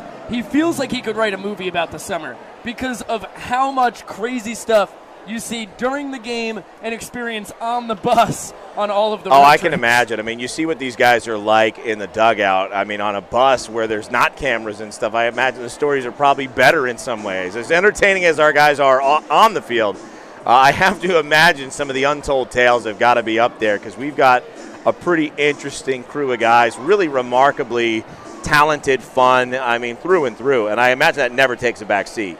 Speaking of Nick Clarno pacing around the dugout, as there's a beautiful front door slider for strike 3, second strikeout of the night for Jake Larson, 5th on the evening for Josh Willits. He's retired 10 in a row. Now Andy Blake, the second baseman, who was caught looking his first time, will swing it. Rocking the pants kind of up high, but not all the way to the knees. Interesting, a bit of a high tweener, I'd call it. You speak about the interesting guys, and obviously Reggie is as big a part of that as anyone. And Nick The Clarno, legend. the other one, who he was just walking around the dugout holding his arm like this and like just kind of doing a weird bird-like squawking walk. They could have been doing barnyard in the dugout, missing a little bit of Grayson Stadium fare. You never know. Nick Clarno's doing barnyard 24/7. Hitting that giraffe just nice and high. Yeah. That's which for some reason is the move when you say giraffe. Amongst everyone everywhere, because I've tried it in Daytona without fail, up high. The front door bender fouled off. Count 1-1 here on Blake. Now, obviously, Reggie as integral a part of this team as anybody, and you got to experience him a lot on the World Tour. You can see him dancing, jiving, clapping. He is endless energy. I tell you what, Reggie, this is something that people don't know, and you might not even know this, Biko. Reggie discovered energy drinks, I think, for the first time in his life in the midst of this World Tour. Yeah. And I remember the first time he had one, it was in the middle of the World Tour. I don't think it was at the beginning. It was towards the middle. And he came up to me and he goes, I got me one of them energy drinks. And I went, oh, yeah, Reg? And Jesse was actually goes, Reggie, you had an energy drink? He goes, I sure did. And Reggie was really amped up a little extra that night. And I went, oh, baby, here we go. I'll tell you what, the Reginade was on point that evening. Reggie is a fireball no matter how you slice it, but you can tell he's a little more in it when he gets his hands on one of the clubhouse energy drinks that are in the old cooler there. 1-2 pitch coming here from Willits to Blake, righty on righty. Another fastball fouled straight I'll be honest, back. I wasn't sure Reggie was going to recognize me tonight because I never wear a hat. Right. I'm always in a suit, so Yeah. like my wardrobe is very specific. Some of the guys didn't. It's not that I know them all that well because I know more of the World Tour guys than the CPL, but a few of the guys did not. Even Tyler Gillum did not recognize me. I was like, Coach Gillum, what's up, man? And he goes, hey, what's up, man? How are you? And then he goes, oh, my God, I didn't realize it was you. And so it's kind of funny how, like, when you're outside of your normal look, especially when you've got a specific look like I typically go for, you kind of blend in. You look a little different out there. Another 2-2 pitch coming now after a bender low. Yeah, it's kind of like Jesse without his yellow tux. It's weird. I've only seen it a handful of times, and I don't want to see it. Like, I love Jesse, and he's a good-looking man, but the yellow tux is where it's at, man. It's a little strange to see him outside. It's almost jarring to see him outside of it. He's in it so frequently. Really good. He's got 7 of them. Yeah, really good battle there by Blake on the 9th pitch of the at-bat as the first and third ball light are both out in the Luther Williams Field scoreboard. So if you miss a pitch, it's easy to fall behind. That's going to be the third walk given up by Willits tonight. And with 2 down, now Carter Sanford, the left-handed hitting catcher, a fly-out victim to center his first time, will swing it.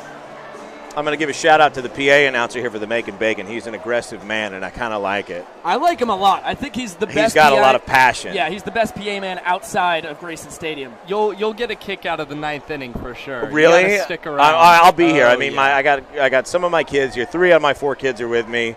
We're going to check out the fireworks. It's 4th of July weekend. Of course.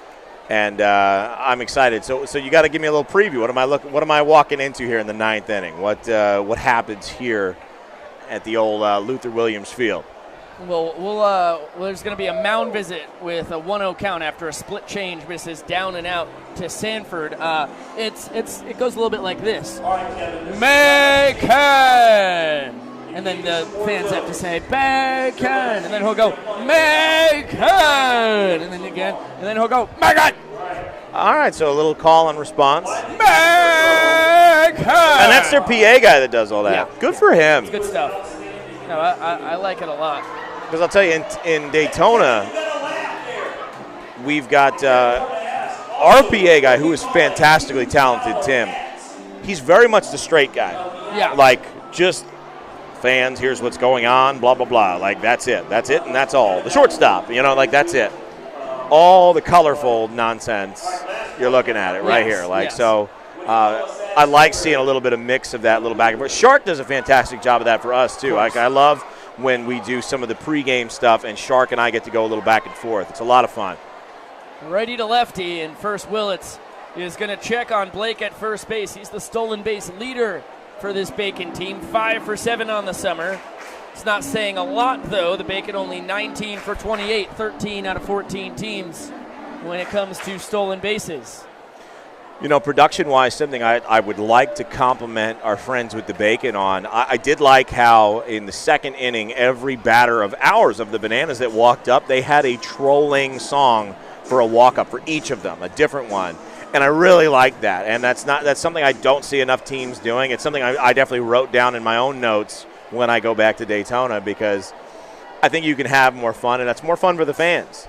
I don't like that it's happening to us, you know. Yes, But a little kids bop never hurt anybody when you're trying to troll the other team. You know what I'm saying?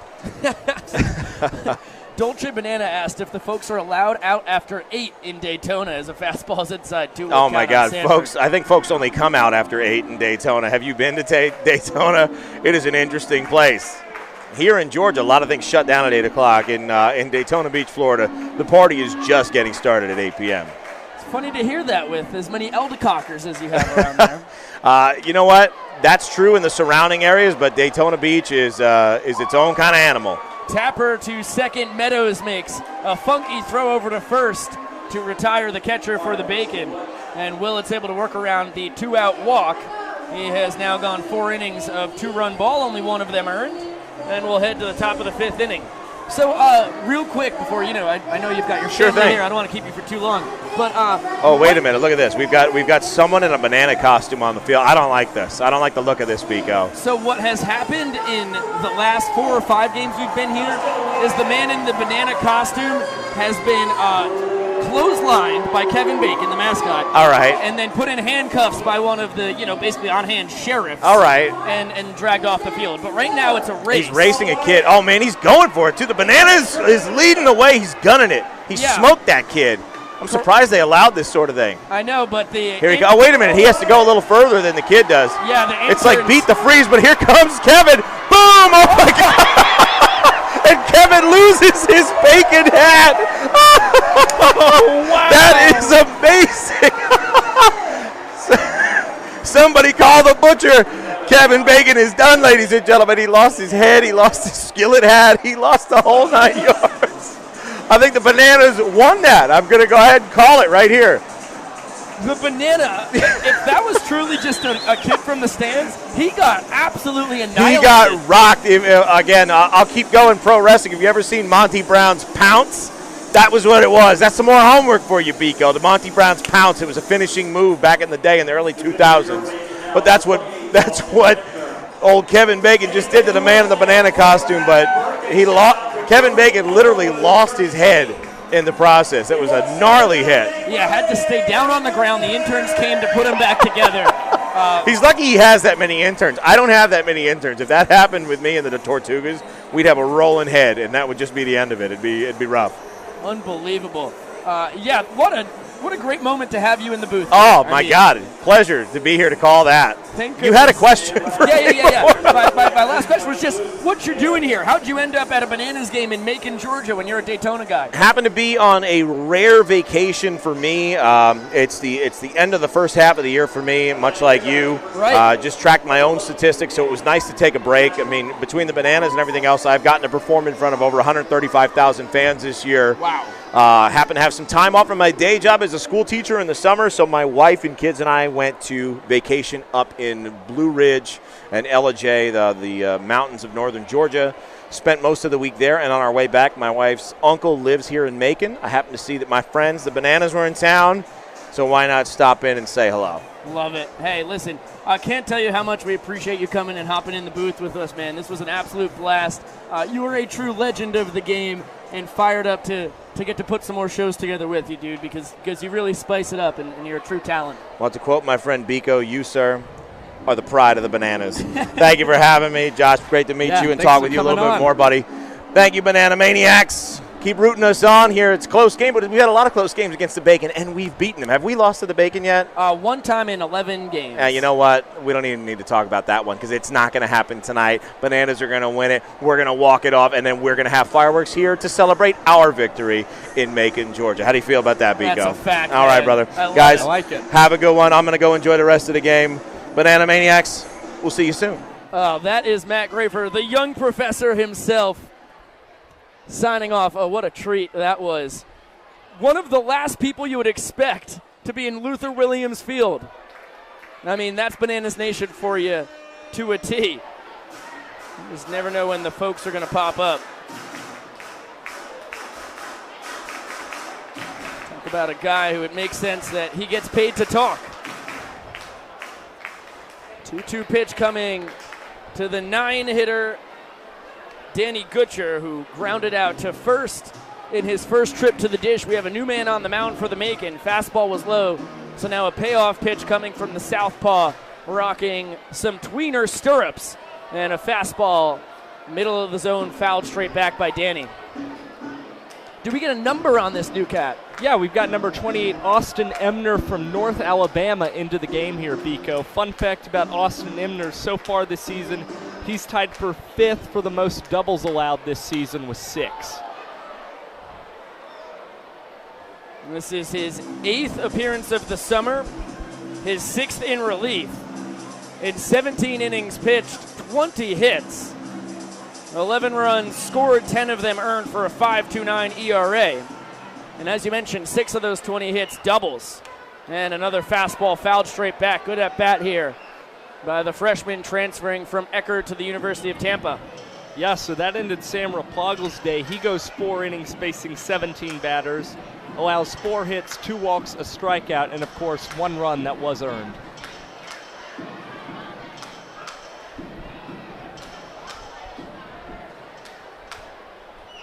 And a fastball all the way back to the backstop. Great battle there by Gutcher. On the 8th pitch, he takes a free pass. And for the 4th time in 5 innings tonight, the Bananas have a leadoff man on. Now to the top of the order we go. Drew Yanesta. The right fielder will swing it. Led off the game with a double. I was just thinking the exact same thing, Josh. It's about time to hook up our lighting system this evening. That's not too shabby.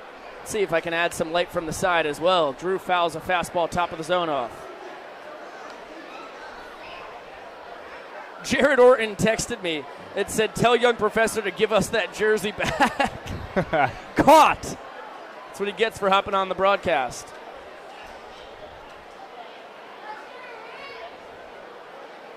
One pitch. And it's going to be popped right side out of play. Fastball got in on the hands of Yanesta. And the count 0-2.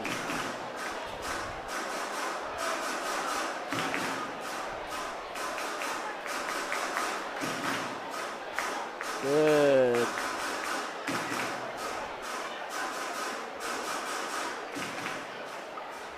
Emner from the stretch.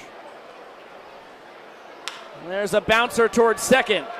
Blake over to short, the throw back to first, not in time. Drew just able to beat the wrap as the throw from Larson was in the dirt, scooped up by Heller. It's going to be a 4-6 fielder's choice. That was impressive there, Biko. It looked like Drew kind of got out of the box really slow, and then those last 4 steps really, really quick, able to beat that one out on the other end. One hit straight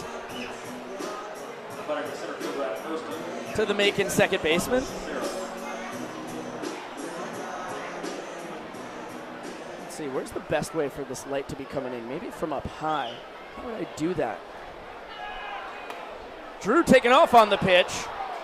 It was a fastball, top of the zone, called a strike. And I'm kind of mystified that that was called a strike. It almost looked like a pitch out. Make Drew 6 for 6 on the summer in his stolen base attempts. Tying run in scoring position. Armando Becerra 1 for 1 on the day. A single and a hit by pitch.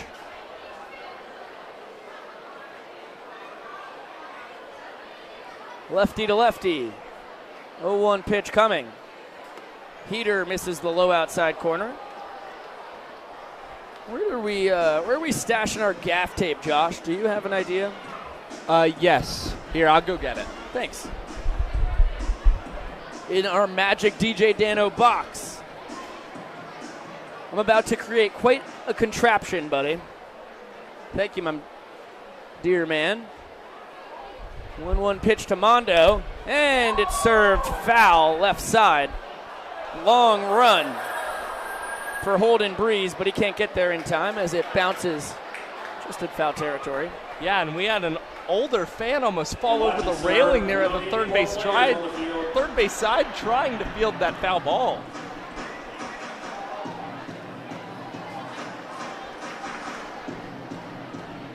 Okay, I think this is the move. Josh, can you tape this right here?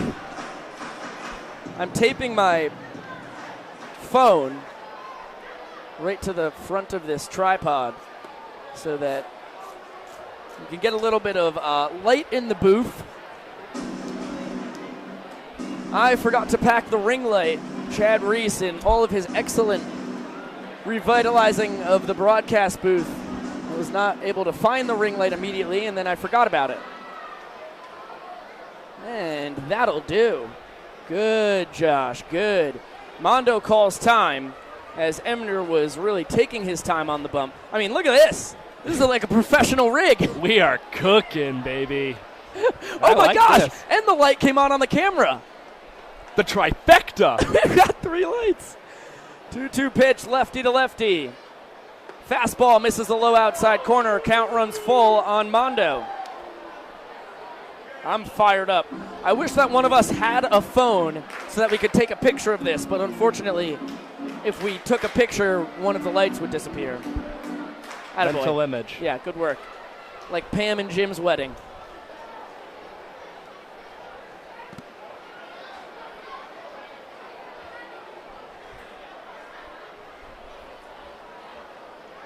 Austin Emner from the stretch. The southpaw coming to the left-handed hitting center fielder for the Nanners. And it's crank foul. Fastball inside corner. And Becerra demolished it into the U.S. Foods Pavilion right about here. Look alive, folks.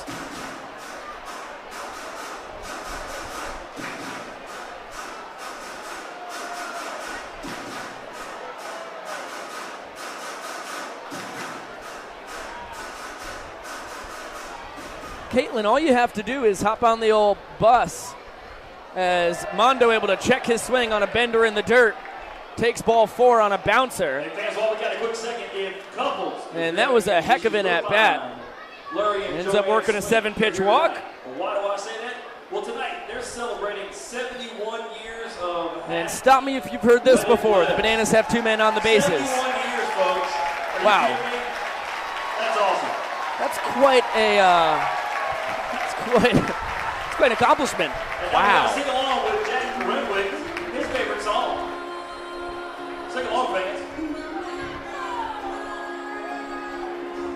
You know, Biko, I was just asked while we were talking to Young Professor by a fan where they could do shout-outs. And I told them that I was not with the Bacon. I was here broadcasting for the Nanners. As there's a wild pitch, and Armando Becerra and Drew Ynesta will move up to third and second base. Call that, yeah. Yeah, Continue. wild pitch. You think wild pitch? It was wild, but it bounced off the glove in the air. Okay. Yeah. So I'll give it a pass ball. Potato. It just matters for Emner's earned run average. And back to what you were saying. I was talking with this fan, told her that I was not with the Bacon, but I was with the Bananas and would still do the shout-out on our broadcast because we are fans first people.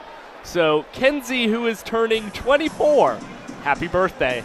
Happy birthday, Kenzie, who is not going to hear it, but we will all celebrate for her. Oh, yeah, we'll celebrate. And then she also informed me that this time last year they celebrated her birthday in Savannah at a game. Oh, that's what I'm talking about. 1-1 pitch coming to Jack Renwick, the Nanners shortstop. Emner works from the windup with runners on second and third and 1 down. And fastball dots the black of the inside corner, count now 1-2.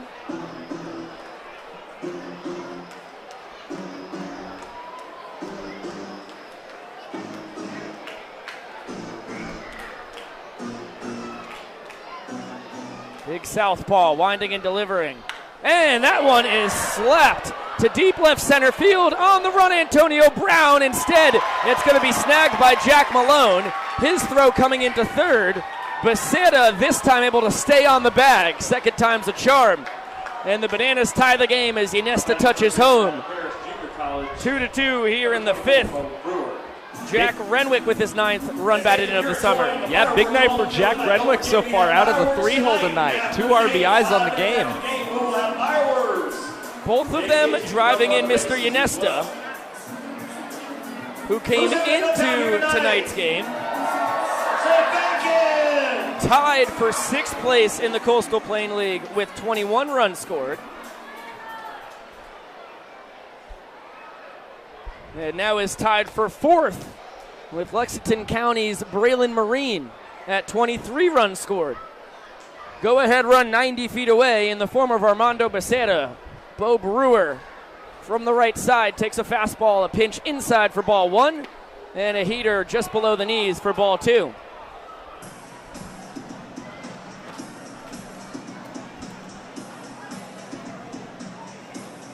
One from Renwick, served out to left center with some good pop to it. Once again, a really loud hit and not as much distance as you would expect from it. Bender low.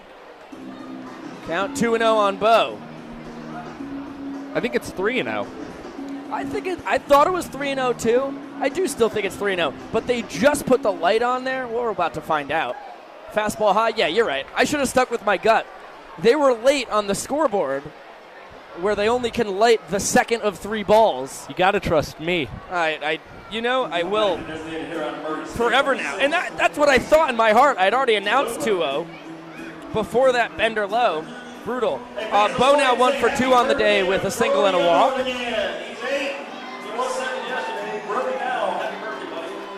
Of course, the Bananas lead the CPL 81 for 93 on the summer in stolen base attempts. Already 1 for 1 tonight. Drew 6 for 6 on the summer, making the Nanners 82 for 94. I would guess with Bryson Bloomer at the plate, they don't try anything crazy until there's 2 strikes on him. As the Boomer takes a fastball down and in, good job by Carter Sanford to jump out of his crouch and snag it. It was barreling towards the Boomer's back foot. Bryson's popped out to short and flown out into a 7-5 double play.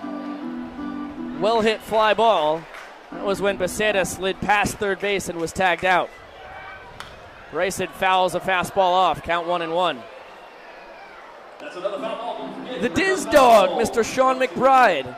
Another important part of the Bananas casted crew. Great to have you on the broadcast.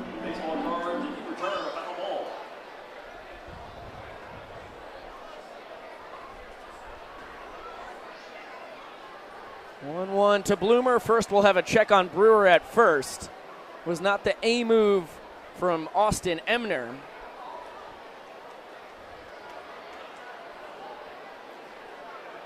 Big boy stands at 6'4". And the southpaw, sophomore out of North Georgia. Check that, North Alabama. And Bloomer fouls a fastball off, count 1-2. Yeah, and Emner with Kyle Bork has been one of the guys who's been a Macon Bacon the entire season. We've seen them just pick up guys slowly as they've kind of had this roster transformation, but Austin Emner's been there since day 1 for them this summer. Well, Austin, a Macon native, so if he left the team, he would still be in town. Doesn't seem too tough for him to play from home.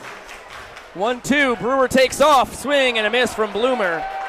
As I suspected, once there were 2 strikes on the Bananas DH, Tyler Gillum put a play on, but a nice breaking ball below the knees gets Bryson swinging, and the Nanners will strand their 5th and 6th runners on the bases tonight, but they do tie the game. Without a hit, 3 walks from Emner, and we're locked at 2 runs apiece headed to the bottom of the 5th.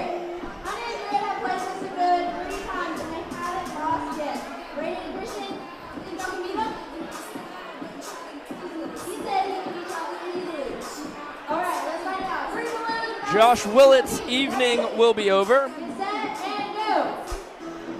Just like Replogle, he's going to go 4 innings tonight. And Hunter Ensminger is going to be the new man on the mound as a couple of fans competed against a couple players in the old lock arms and pop balloons competition. Well, I got a hiccup during competition. Turned into competition.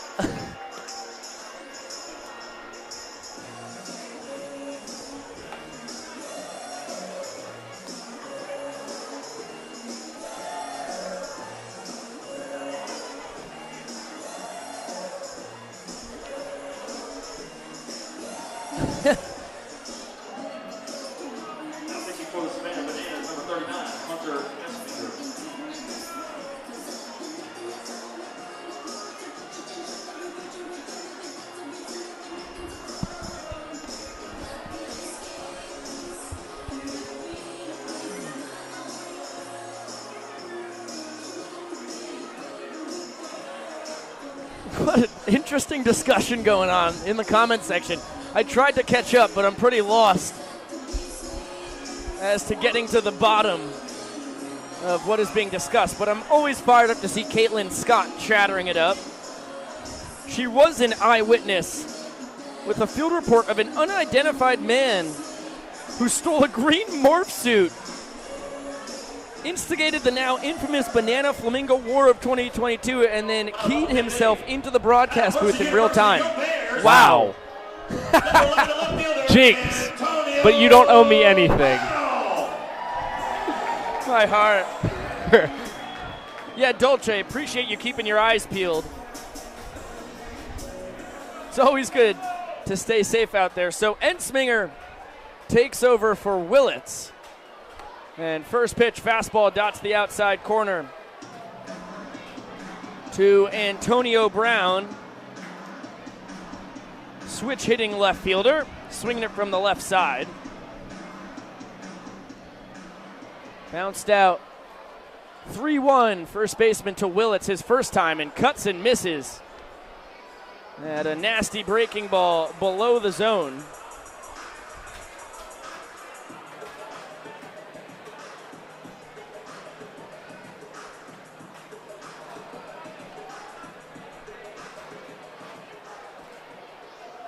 The junior out of James Madison fires a fastball, fouled straight back, count still 0-2.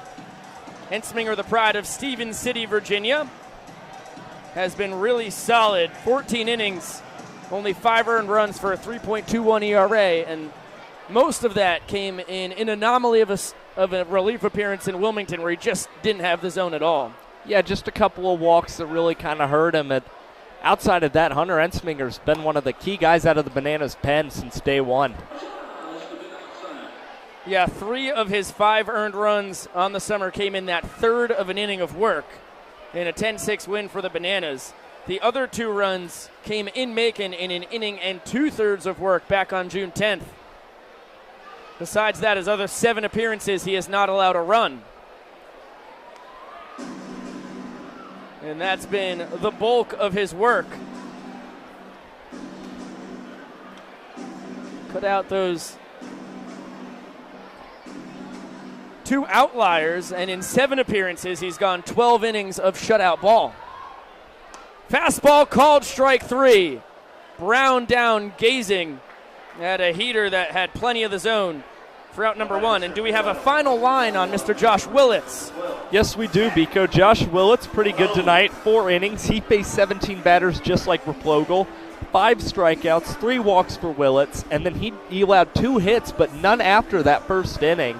And, of course, 2 runs, only one of them earned because of the pass ball early in the first inning. And the 2 hits, neither of them could have been hit harder than 70 miles per hour off the bat. I mean, they were both jam shots that just found the perfect spot in left and right field, respectively. And those are the 2 guys who scored. That's just baseball for you. Willits really was phenomenal on the bump tonight. Didn't get a lot of help from his home plate umpire in the first. But besides that, Kelly Ledbetter, I think, has been pretty spot on calling balls and strikes. Ensminger has struck out 20 with that K, now in 14 1/3 innings of work. Jack Malone, the leadoff hitter and center fielder, with the bloop single and a run scored, flew out to right field his last time. Left-handed hitter takes a heater inside after a foul ball, count even at 1-1. That was a really good decision on that strikeout for Ensminger to go with the fastball, Biko. Antonio Brown was frozen because I think he was expecting the slider out of the hand from Ensminger there and just got something totally unexpected. Hunter works from the stretch. Rex specs on the eyes, long flowing hair. There's a bouncer foul that bounces off Marvin King's tush. And he's okay. He was trying to evade the ball. It got him right about here, and it curled just barely foul, and then he turned around. Nice little... Yeah. Reminiscent of Sean Murphy getting plunked in the Trop earlier this year. The butt, a lot more powerful than the ball. And Marvin King's got plenty of it. 2-2 pitch now coming righty to lefty from Ensminger. Fastball, short swing by Malone. He was just able to get a piece. Hunter will throw a four-seamer as well as a slider, curveball, a changeup, and once in a blue moon, he'll hit you with a sinker too. It's a pitch he just picked up this past fall, threw it a decent amount in the spring. Kind of describes it as trying to throw a really hard changeup.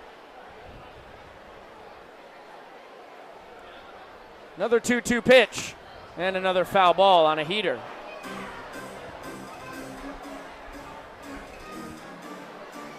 You know, Bika, one of the comments that really intrigued me Yeah. a little while ago was everybody telling me I should write a musical instead of a movie about the bananas. I like that. I think it needs to be a country opera. That's where the country opera comes in. Good, Josh. Very good. Juice the musical stays, you know, very, very Broadway-esque. Yeah. But we get a little creative with. I'm gonna workshop a title. I don't want to pull one out yet. Now we've lost our third light. There it is. Oh, but why doesn't it want to stay? Here we go. Nice. Good camera. Good. Fastball up and out. Count now 3-2. Quite a battle between Ensminger and Malone. Righty to lefty. That one popped up. Foul territory left side. Bo Brewer gave it a good jog. But it never lands on top of the grandstand. Where did that land? Great question, because I did not think that Malone got enough of that ball. I didn't either. We'll have another payoff pitch.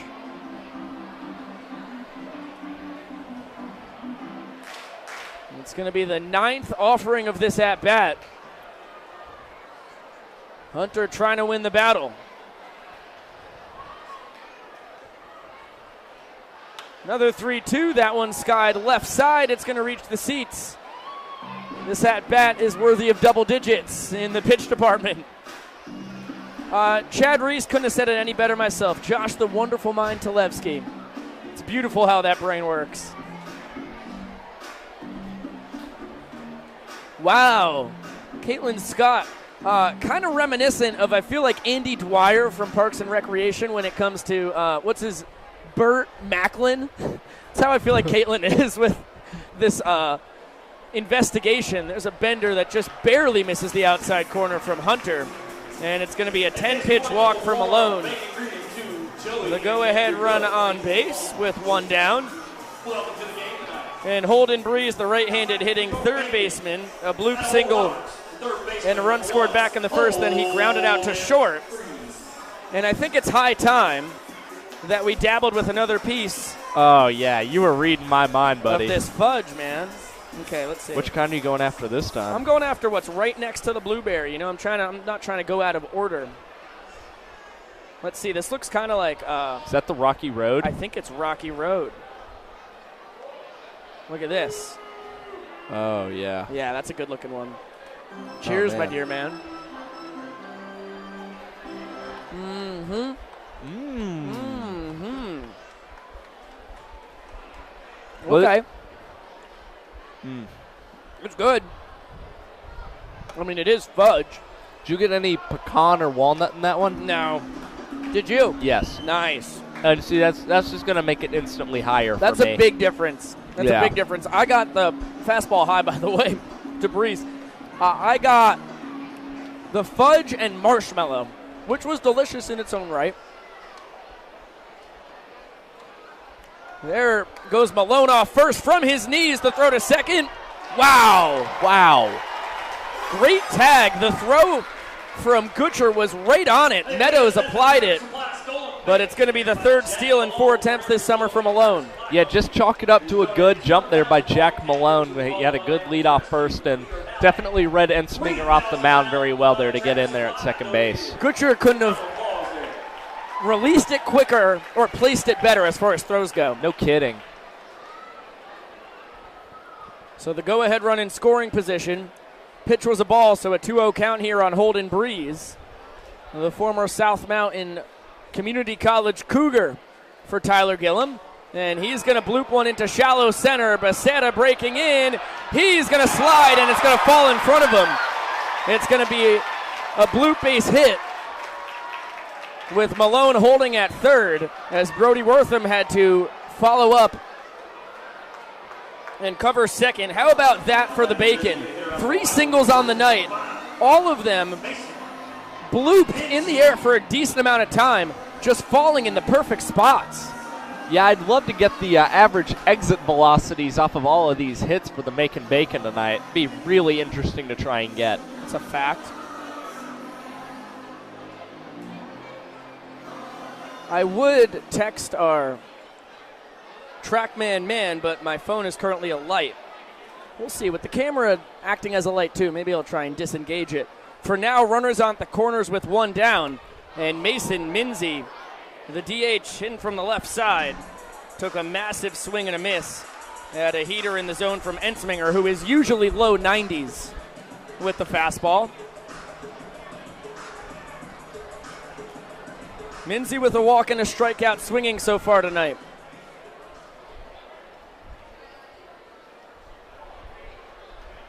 And Ensminger will check on Breeze over at first base, who hasn't tried to steal a base this summer, but has good speed. You can see it just the way he runs around the bases. Yeah, definitely kind of an aggressive base runner. I mean, you saw him take a pretty wide turn there on that shallow bloop hit. Only reason he didn't advance the second was because Brody Wortham was sprinting over to cover that bag. Heads up play. 0-1 now to Minzy. Fastball up and out. Count even at 1-1. Dubs, what do you mean, how are we still playing when it's 9 p.m. Eastern? Game started at 7. We're in the bottom of the 5th. We are not in banana ball rules anymore. No. Okay, oh no, you know, I'm a little slow to the punch there. I'm guessing you were making a banana ball joke, which is a good one. Dubs, I don't recommend that for a Friday night. Wow. I don't know if you're going to make it to the end of the broadcast, man. Tito's. What are you drinking your Tito's with? Please tell me you're not drinking straight Tito's. Dubs, buddy, get some water. Yeah, it's good to mix one in once in a while. 1-2 pitch coming here to Minzy. Runners on the corners with 1 down. Ensminger fires a really nice curve down and in. And the count even at 2 balls and 2 strikes.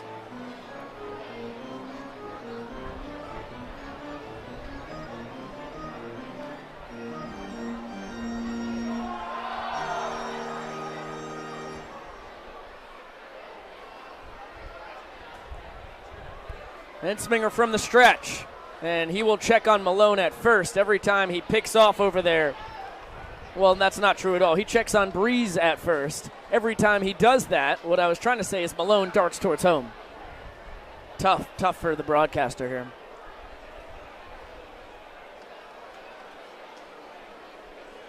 Malone the man on third, Breeze the man on first. I'll get it straight. 2-2 pitch coming. Fastball low, and the count runs full at 3 balls and 2 strikes. Dubs, happy to hear the Nanners hat is on. I am still interested in what form you are ingesting your Tito's. My dear friend Nigel Jones at MLB Network loves his Tito's and lemonade. I made a couple of Tito's drinks last night. It was a Tito's and lemonade, weren't they? Strawberry lemonade, I believe. Juicy. Yes, with the defective strawberry flavoring container. Yeah, fact. That's tough. And I'm pretty sure was that the Tito's bottles as well that were malfunctioning as far as the shot pours go? There were bottles malfunctioning? Don't remember that. Payoff pitch, Ensminger to Minzy, righty to lefty. And a cut and a miss! Blew him away with the heater. It was just barely skimmed the baseball. Able to hold on to it for a big strikeout was Danny Gutcher. Yeah, that's a really big punch-out. Minzy, a good batter, and a patient one at that. So the fact that you don't allow him to get on base with a walk is huge. You also get the second out, now plays just at first base to get you out of this inning and keep the game tied at 2. Yeah, Minzy was the first man out of my outfield as far as the CPL West All-Star votes go. He was number 7 out of, 40 guys or so. It's worth noting. Of course, the Bananas had 3 out of the 6 with Jackson, Becerra, and Yanesta. There's a beautiful slider on the outside corner for strike 1 to the 6'8", right-handed hitting first baseman Davis Heller. He has struck out and flown to Armando in center so far tonight. Ensminger trying to strand the go-ahead run on third base.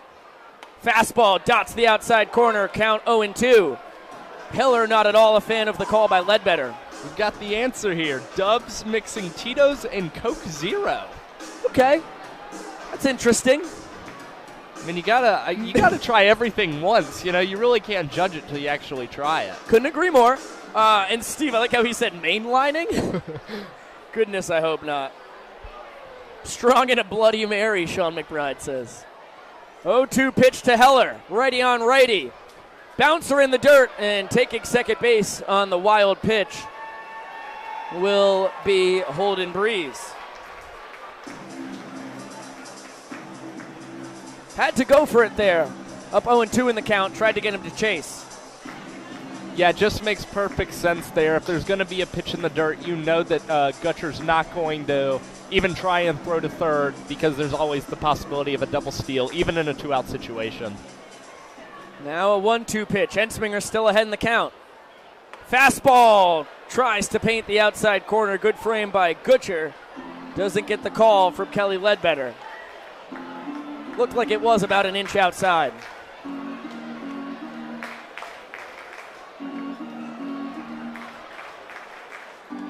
Oh my gosh. Dubs. That's a lot of Tito's. Oh, wow.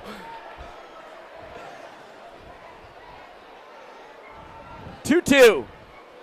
Bouncer in the dirt. Phenomenal stop on that one by Gutcher. That was a curveball that was bending down and out of the zone. Ended up in the lefty batter's box.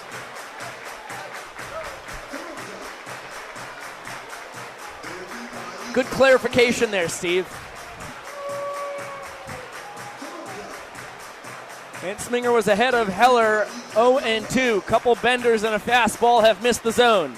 Now a payoff pitch to the Macon first baseman.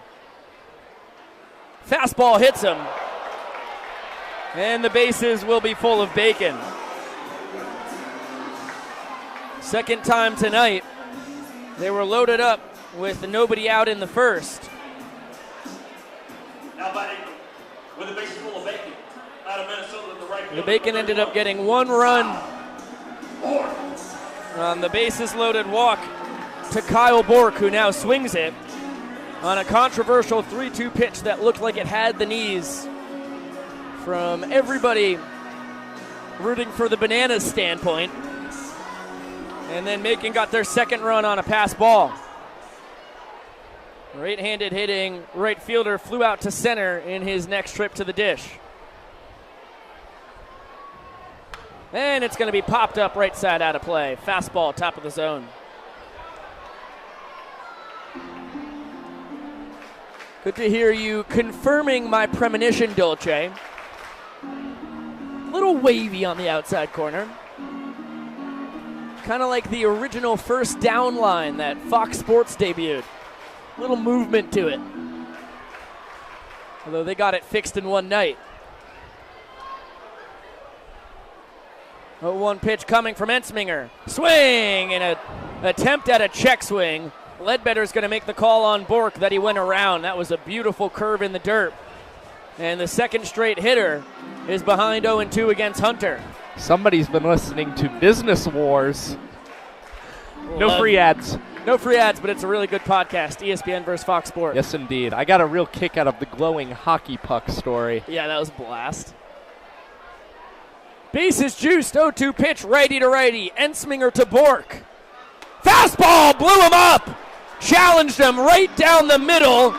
The third baseman for Macon came up empty. Hunter strands the bases. Yeah, Hunter pump going off the mound. I love that. That's just a gutsy pitch, Vico.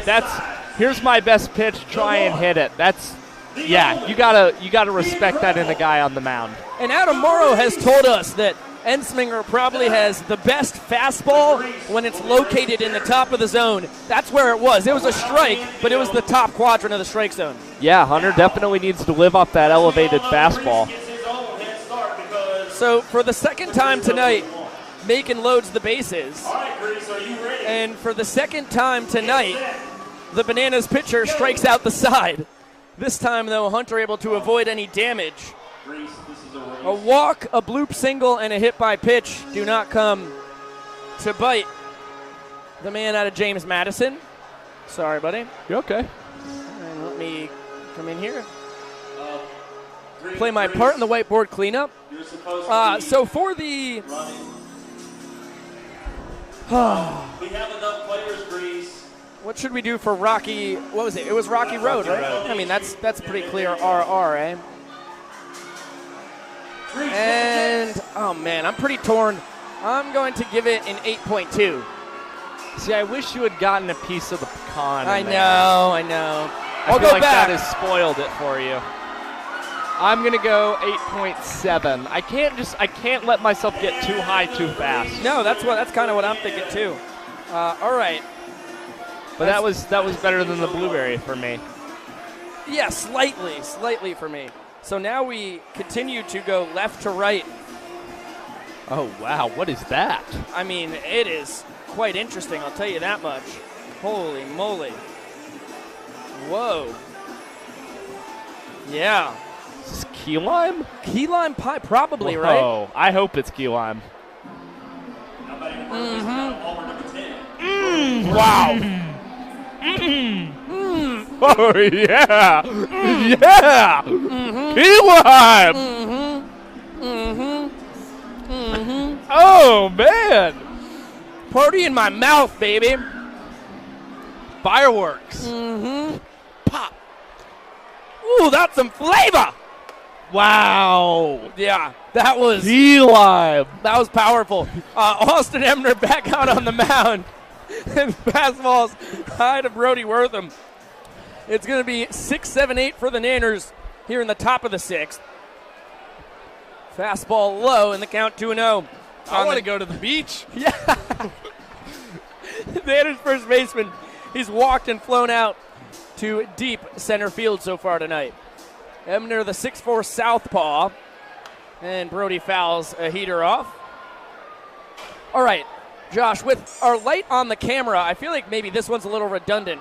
You keep your face on the screen, and let me see how it changes once we lose my phone, just so I could check TrackMan. Looks good, right? I think we're still cooking with gas. Yep. Good job. Okay. So now I can actually get some velocity on these guys. Brody bounces one towards short, hustling down the line. Larson's throw to first, just in time to get him. Marvin King takes a long time to make the call, but it's going to be out number one. Now batting the left fielder out of Community College. Number 8, Bryce Madron. It's going to be Bryce Madron, according to the Macon PA announcer. Can't do that to Bryce, man. Not today. No! Good point. Let me. I feel bad that I've said this so late in the broadcast, but Yeah, bury the lead. Got to talking to Bryce today at Buc-ee's. We were going over favorite kinds of sunflower seeds. Turns out he's a big taco flavor guy. Ha! Yeah, some things you just don't expect. And kept talking to Bryce. And today is Bryce's 21st birthday. So, Bryce, happy birthday, buddy. And Bananas Insiders, show Bryce some love. Yeah, we'll treat him with the scraps of our fudge on the bus later tonight in celebration as he skies one left side out of play. Count now 1-2 on the Nanners left fielder, who has walked and flown out to his counterpart, Antonio Brown, in left.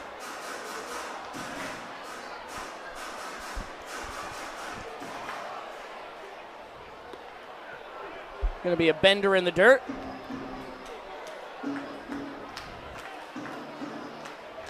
Count now even at 2-2 on Madron, lefty to lefty. Hamner with a long look in. He will wind and deliver. And it's going to be fly to pretty much straightaway center. Jack Malone moseys towards left a tad. And we'll snag it right there. This is about where that bouncer to short was gathered by Jake Larson. Dolce Banana says Dubs have a shot for Bryce. I don't know if that's a good idea. Take it easy, Dubs. Oh, goodness. All easy, FA. With 2 down. Oh, my goodness. Deep drive to left. Back at the track. It's gone. David Meadows. Oh, it's off the wall, Biko. What? Get out of town. Hit right off the white part of their big Macon sign out there all across left field. I John Sterling the heck out of that one. It is high. It is far. It is. Oh, was that ball caught? What? He didn't throw it in, Susan. Oh, that's depressing. Well, how about that for a first hit from DR? That ball was destroyed. Got a backdoor breaking ball and bounced it off of the entire outfield wall from here and to here. Has a couple big white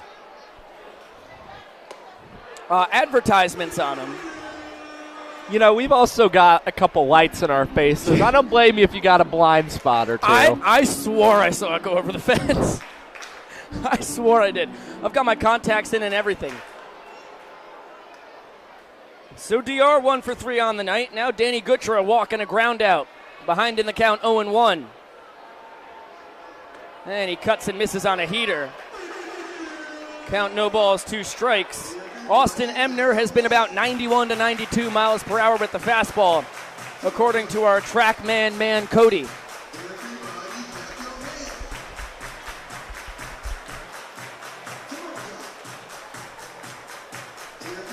That's what I mean about these unjuiced balls, too. That thing's gone last year, Josh. Gosh darn it.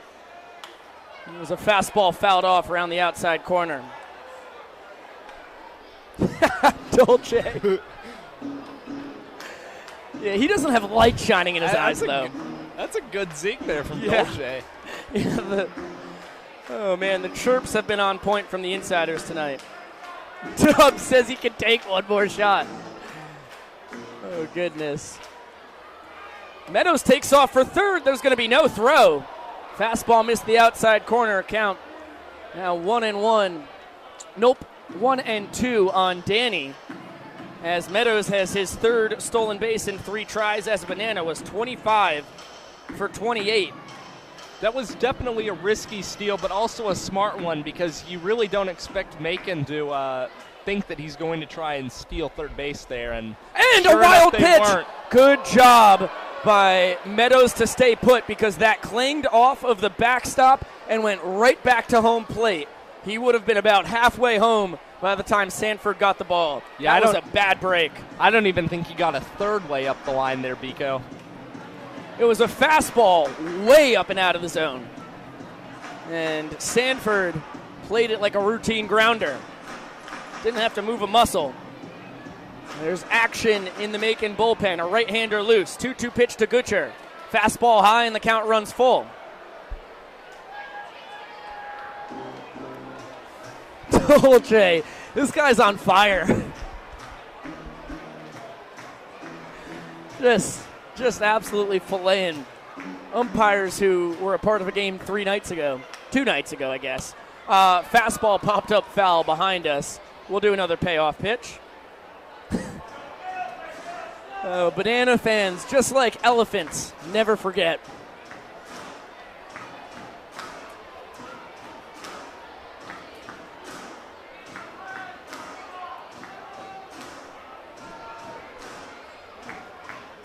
DR leading off third. Another 3-2 pitch. Another fastball fouled off, this one to the right side. There have been an immense amount of grinders of at-bats tonight from both sides. A lot of 3-2 battles, a lot of really deep counts. Yeah, I think you see those more in 2-2 games than a 9-1 game, that's for sure. That's a good point. Here comes the 8th pitch of this at-bat. Another fastball, it swung and missed. It was a smidge above the zone. He got Gutcher swinging at ball 4. Now let's throw it down to Alyssa. And able to strand the 2-out double. Hamner's second strikeout in 2 innings of 1-run relief. 209, and they're going to be part of our stadium celebration. And we'll go to the bottom of the 6th, still knotted at 2 runs apiece. And what better time than now? Well, let's give a review first. Hey fans, be sure Key to line. check out our socials to find yourself an Alyssa selfie. Now please direct your attention to the dugout. 9.7. Wow. I love, yeah, that I like was the key good. lime. I like the key lime a lot. Wow. Yeah, it was powerful. I'm gonna go just wow. This is gonna be a shocker. Because wow. Here Because we you go. love the key lime. But you're not sure if you're ready for 9.7. Yep. Just how it is. Okay. On to the next one. Wow. As- Key line, man. Yeah, really good showing. One Gonna of the, be dreaming about that one. wow, this seems Carmelly. What do we have going on here now, Josh? Ooh, and some peanuts, I believe. Yeah, make sure you get a peanut. Yeah, there's one big peanut. Oh, gosh. I've got a chunk in this one. Here you go, buddy. Yeah, good. Oh, wow. Uh-huh. Mmm. Mm-hmm. Hey, who's having a good time tonight? Check Bacon. Don't forget to hang out after the game. We got fireworks. Sticky. That's right, folks. Fireworks. Right Very Snickersy. That's what I was just about to say. It tastes exactly like a Snickers bar. I really can't tell a difference. Maybe a little more caramel. And like, you know, fudge instead of chocolate. It's like a slightly different consistency, richness. A little richer, I would say, on the chocolate spectrum. It's good. I love Snickers. I think Snickers are good. I'm going to call this SN, Snickers? Snick? Do I have to go 4 letters here? SK, maybe? Okay, I like that. What is your favorite candy bar? Do you have one? Chocolate bar. We're not, yeah. we're keeping it I mean, down I'm to chocolate a bar. chocolate bar guy anyway. Yeah, I'm a pretty, I mean, like Reese's, honestly. Like, I just like, I like chocolate and peanut butter. But Snickers used to be my favorite for a long time. It's probably top 3. I'm a big Kit Kat man as well. Oh, yeah, that's a good one. Hunter Ensminger fires a bender low to Jake Larson, the shortstop. In his 2 at-bats so far tonight, couple strikeouts, one looking, one swinging, and he pops one up in the infield, right side. DR makes the call, and DR makes the catch. 2 pitches, 1 out. Good start here. To the bottom of the 6th inning for Ensminger, who had a sweaty first inning of action after a strikeout to start his frame. He went walk, bloop, single, strikeout, hit, batter, strikeout. And now it's going to be the right-handed hitting second baseman Andy Blake. He's been playing a lot of shortstop on the summer, but since Jake Larson has come in from Minnesota just a couple days ago, moving over to the other part of the middle infield tandem, cuts and misses at a heater. So far tonight, a strikeout looking and a walk. All right. It's good, but it's just a Snickers bar. So for me, it's going to be a 6.9. Nice. Thank you. Ooh, cut and a miss. That's a sword for Blake. He was really late on a fastball. I think was expecting a breaker. And the count quickly 0-2 on him. Hey, Will Gentile, good to see you, man. 7.3. Yeah. Yes, it was also going to be my lowest score because it didn't taste like something I'd never had before, you know? Exactly. Oh, my gosh. Swinging a foul ball and just redirected enough to get a piece of Danny Gutcher, who is pacing around home plate. Nobody from the Bananas dugout concerned about him. It's just a classic ding that a catcher will get.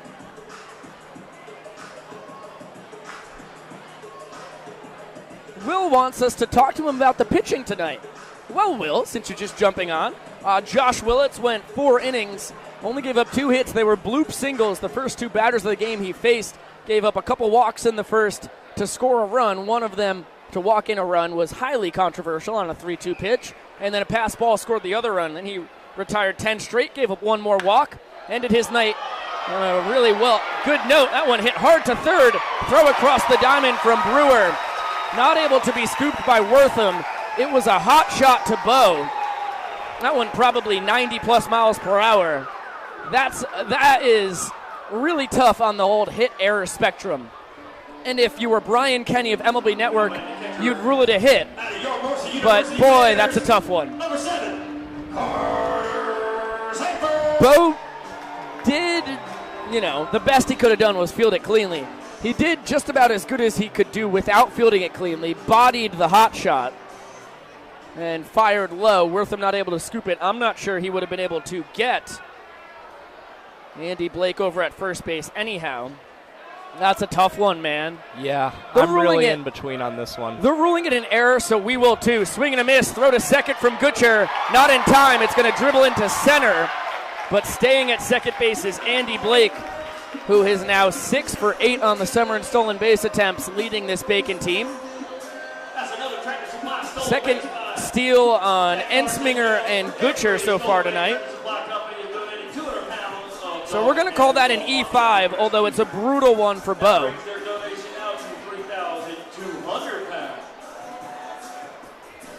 The official scorer giveth, the official scorer taketh away. Hunter Ensminger happy about the call. So now the go-ahead run at second base with one down. The pitch was a called strike, a swing and a miss. Actually, that's not how called strikes work. It was a swing and a miss on off-speed by Carter Sanford, the catcher. He's flown out to center and grounded out to second. And a fastball dots the outside corner. He's behind 0-2.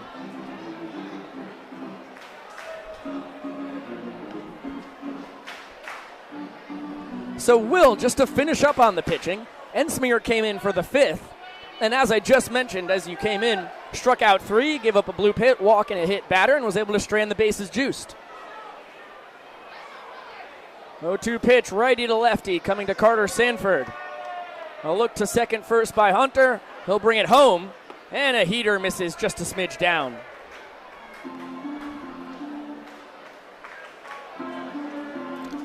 I like that. I like that Hunter Ensminger just went low with that fastball, try and get Sanford to chase.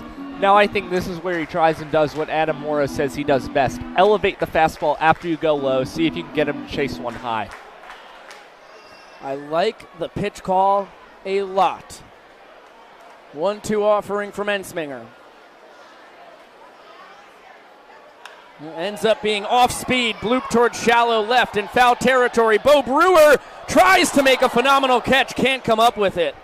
He ended up trying to steal it from the stands and just got there about a second late before he could have really had a chance to set himself and backhand stab at it. Yeah, gave the nice fans a plank there on that picnic table.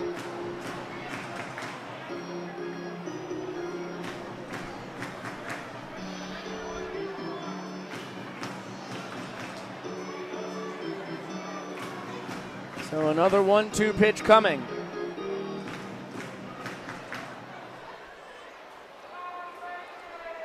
Go ahead run in scoring position. Righty to lefty from Ensminger to Sanford. And he will do the old pick up the left leg, spin towards second as Andy Blake kind of does like a surfs up position looking towards the outfield. Good fun had all around on that one. Renwick, the shortstop, holding on Blake. Here's the 1-2. Fastball, top of the zone, cut on and missed. Great call, Josh. There it was. That's the 4th strikeout for Ensminger. And it'll be up to the 9-hitter, Antonio Brown. The sophomore out of Mercer replaces the sophomore transferring to Mercer. Antonio, the left fielder, has grounded out to first and struck out looking. So far 0 for 9 in the 3 games making up his Macon Bacon career. That counts tonight. Eric Fox shading his outfield to play over a little more towards left field, and I want to say shallow so you can get a quick throw into home if it does drop in. And a cut and a miss on the heater. Count 0-1. And the other thing, as the Bacon have 3 hits on 3 bloops that have fallen in front of Bananas outfielders, I'm sure he would like to not see one of those happen again. Right.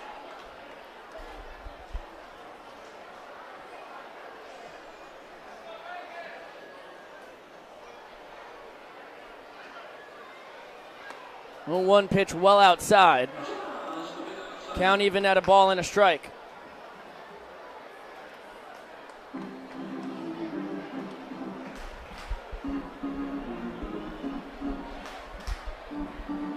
Andy Blake is the go-ahead run, leading off second base.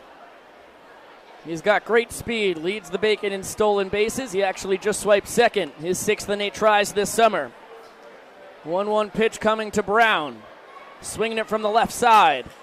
And the switch hitter way ahead of the change.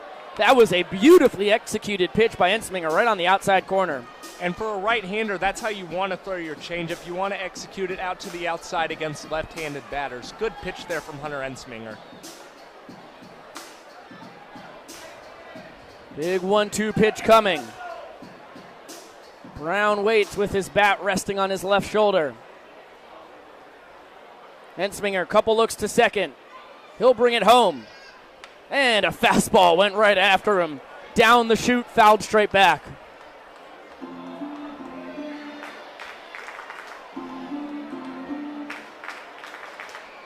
The 3 hits tonight for Macon. Shout out Cody Rimko, the TrackMan man for the Bacon. 66 miles per hour off the bat, 73 miles per hour off the bat, 68 miles per hour off the bat. Wow. A dink, a dunk, and a dunk. Didn't really have a third word for that. What you would call Texas Leaguers. That's a fact. Another 1-2, swing and a miss! Hunter Ensminger, flames coming out of his eyeballs. 5 of his 6 strikeouts tonight.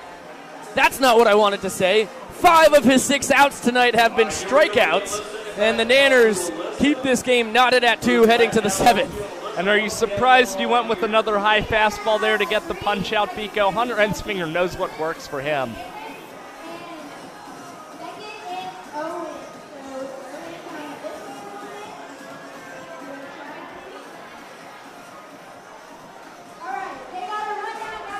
Wow, my mom just gave me a great idea for the Wheel of Unfortunate. Bean Boozled. So you have to get a random, I feel like you'd have to eat like 3 beans, only feels right, you know? You know, I did that in high school one time.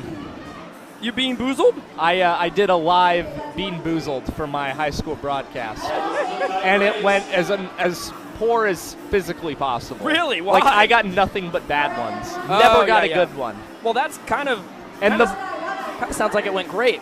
This is a sticky one, mind you. And see, you do it so many times with so many different people that it gets worse and worse and worse. Yeah. Okay, not sure what we got here. Kind of like a funfetti cake type deal. Birthday cake. Birthday cake. Wow. I actually really like that one. I'm higher on that than birthday cake ice cream. We've got fireworks, so stick around for all the action in the post-game fireworks show.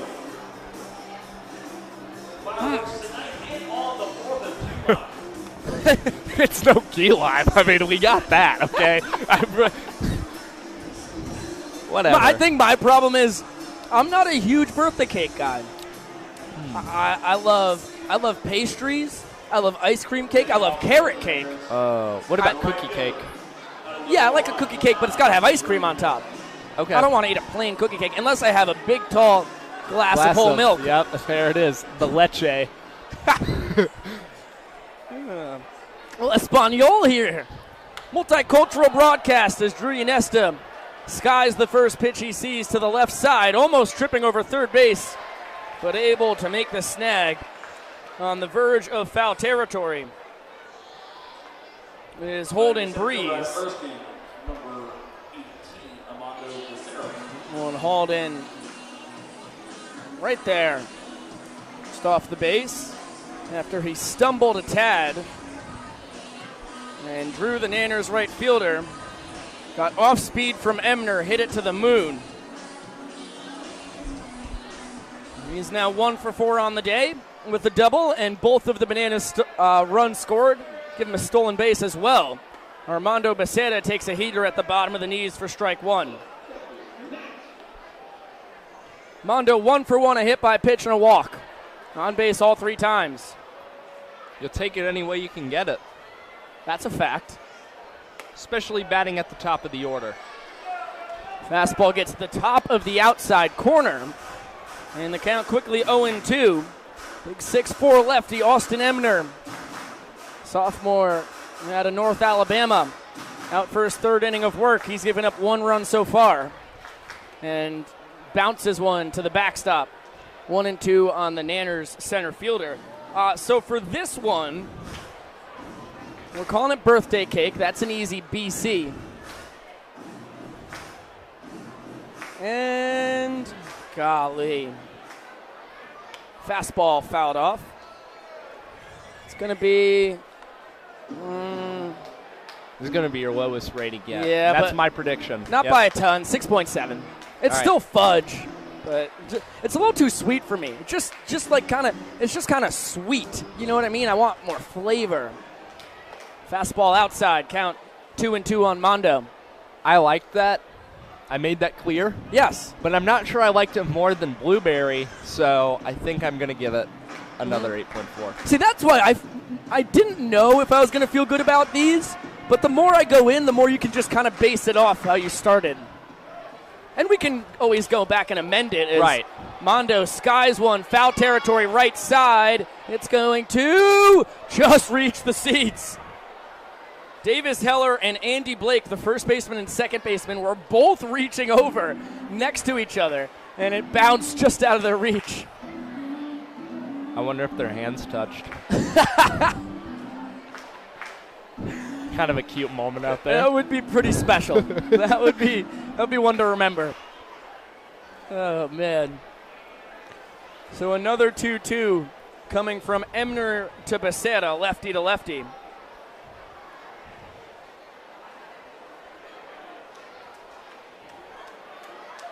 Fastball dots the outside corner.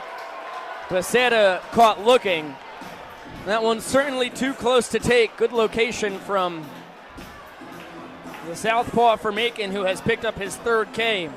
First that was looking. And now with 2 down, it's going to be Jack Renwick.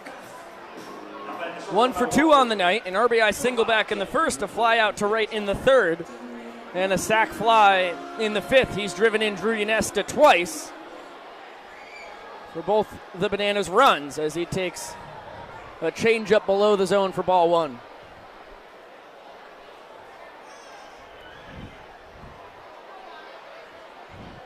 You know, I've got a great idea, but I'm going to wait to tell you when we get to the half inning. I love it. There's a heater fouled back. Count now even at 1-1 on Jack.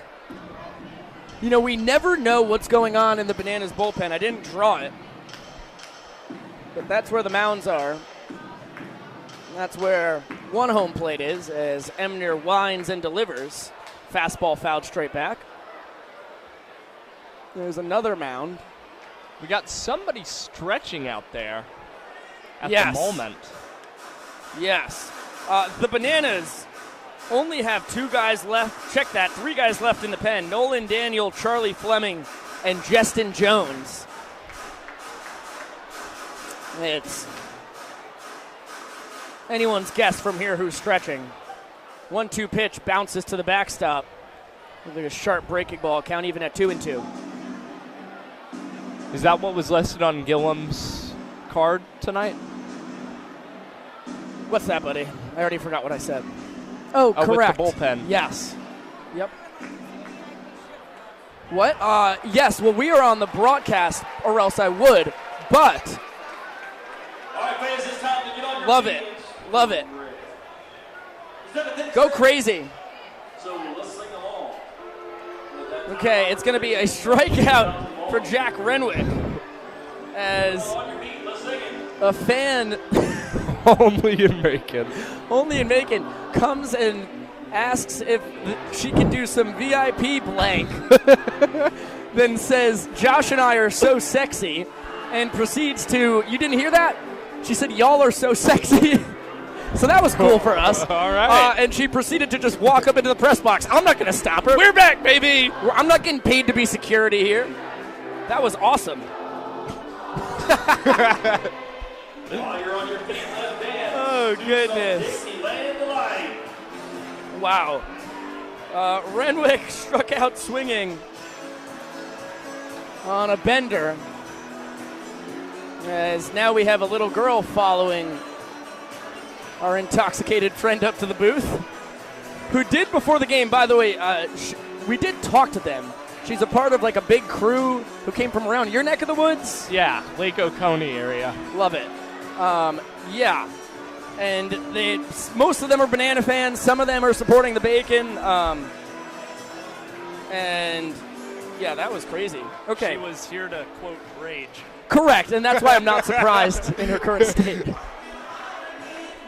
Hey, can I tell you my idea? This is Please. a really ambitious idea. Please. I was thinking about this. We've been doing Dancing with the Bananas, Of course.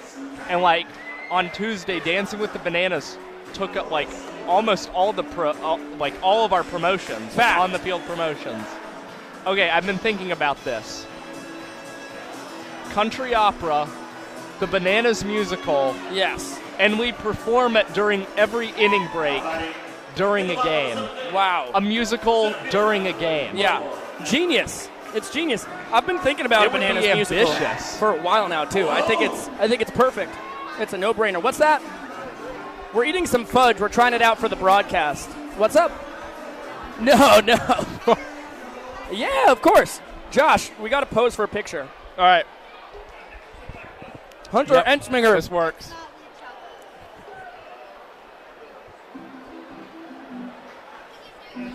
Terrific. Thank you so much. I really appreciate it.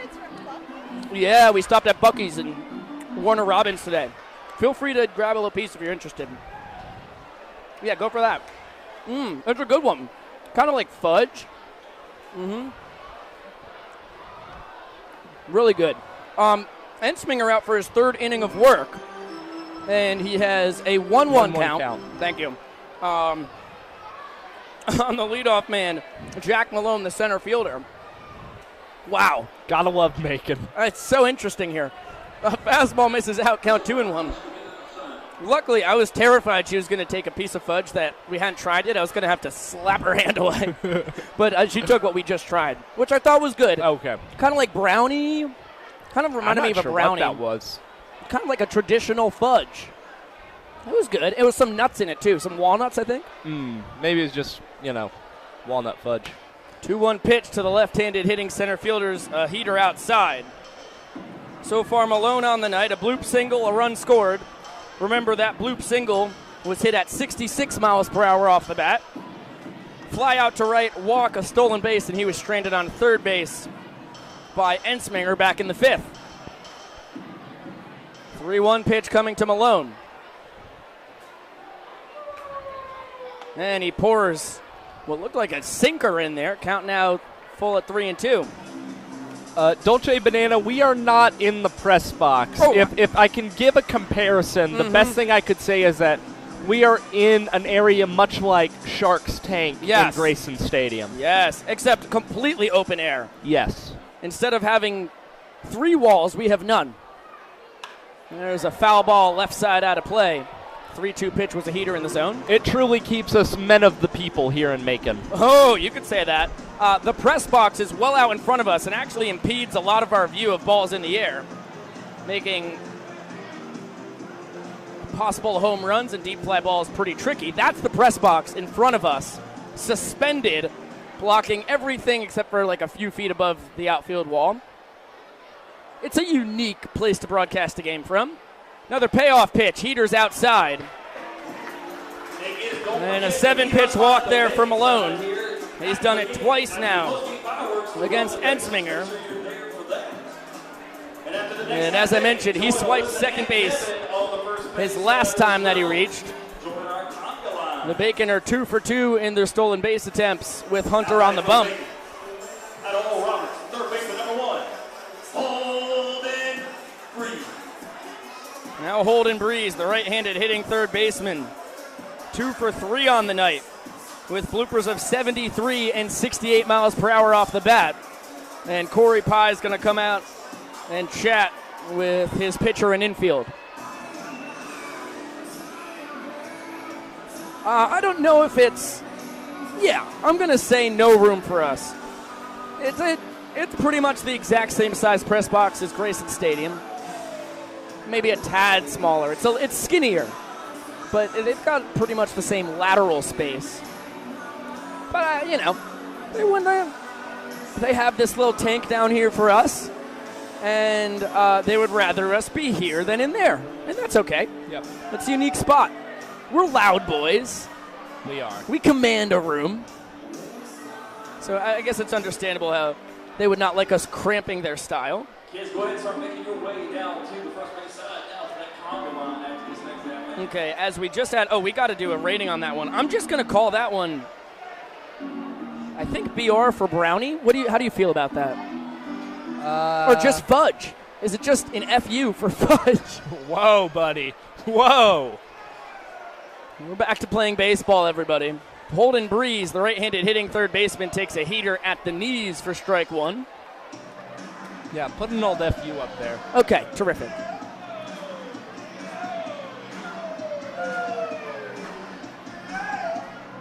It didn't knock my socks off. Dude, I'm that's gonna be honest. That's going to be my lowest score. Wow. I'll just say it now. Wow. Goodness. I like the exotic things, you know? There's a beautiful bender on the outside corner. 0-2 count now on Breeze. So far, Malone over at first base has not had a huge lead.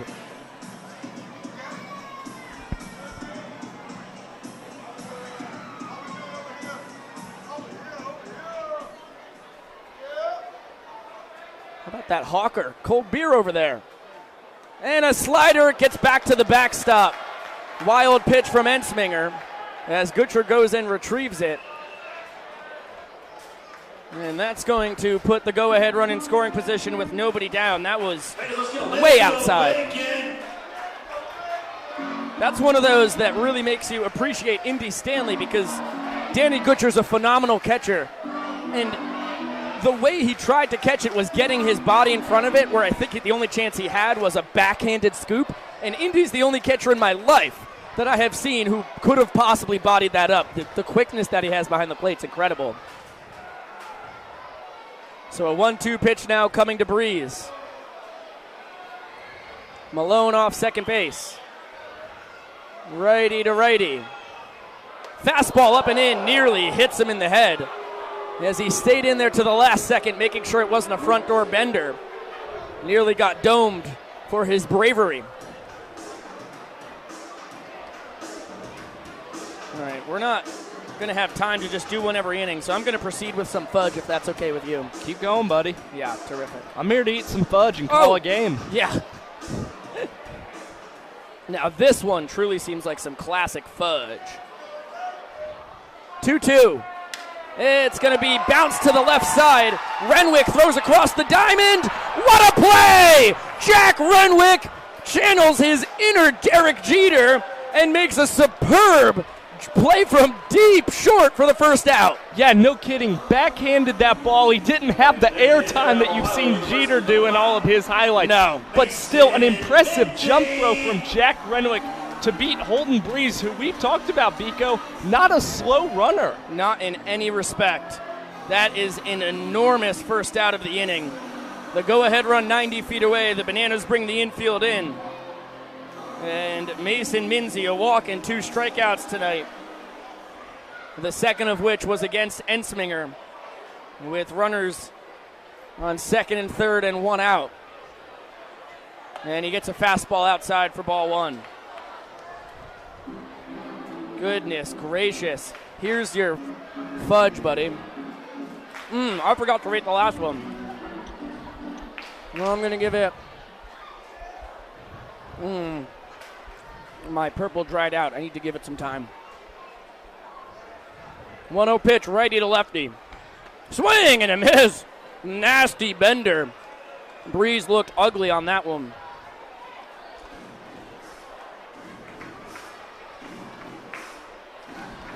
Dolce, I don't hate the intentional walk idea in the chat, especially because Davis Heller doesn't run incredibly well at 6'8", the on-deck hitter. But I think Gillum and Pye would like to try and steal an out, and if he walks him, he walks him. Kind of the unintentional, intentional walk, but if you can get the out, you'd rather that. Fastball outside, count 2-1. Okay. I'm giving the other one a goodness gracious. Good thing I've got a backup purple. Thank you, Daniel and Despaltro. 7.0. Right on the dot. Fastball outside. Count is 3-1. Let's go, Bacon.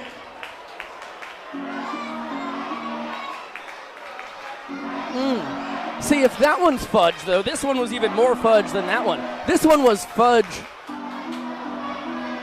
This one was fudge with walnut. So maybe FW, and the next one's FU. Yeah. Okay, cool. Righty to lefty, 3-1 pitch. It's a check swing. Fastball was up around the top of the zone and inside. And Minzy couldn't hold up. Count full at 3-2. That was a good pitch there by Ensminger going inside. You know that he might try and get aggressive on a 3-1 count, and that's one of those situations for a batter where instinct just takes over. You get the bat out there a little bit, and of course it being an inside pitch, it grazes off of the bat a little bit. Just barely.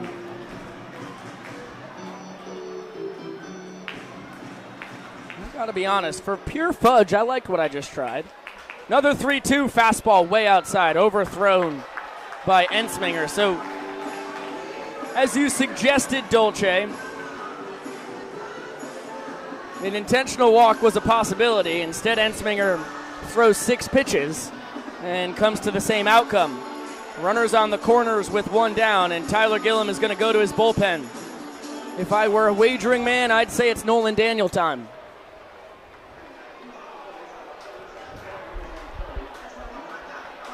See who comes from left field. Oh, I think I see a nice tan glove with a guy waiting right at the gate. I don't think he's seen the call to the bullpen yet, but he is ogling the meeting at the mound for a while now. I feel like something is lost in translation here. Gillum continuing to tell him, hey, you can come in the ball game. And now he opens up the gate and jogs in, and that is the unmistakable double skip of the big boys, 6'4", right-handed man out of Dublin, Georgia. The man transferring from Purdue to the University of New Orleans, third-year banana, Nolan Daniel. Time for no-no indeed, Gary. You know what? Funny enough, I'm going to give FU a 7.1 because I just thought that fudge was stronger than the It was a stronger fudge than the brownie walnut version of the fudge.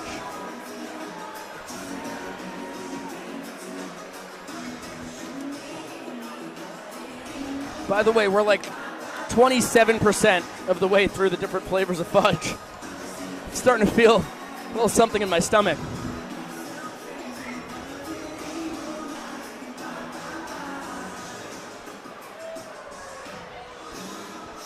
Hey, Eric and Thea. Good to see you folks on the broadcast. And Cody Carley as well. Just in time for the Jack Renwick web gem. And how different this inning would be if he had not made that play.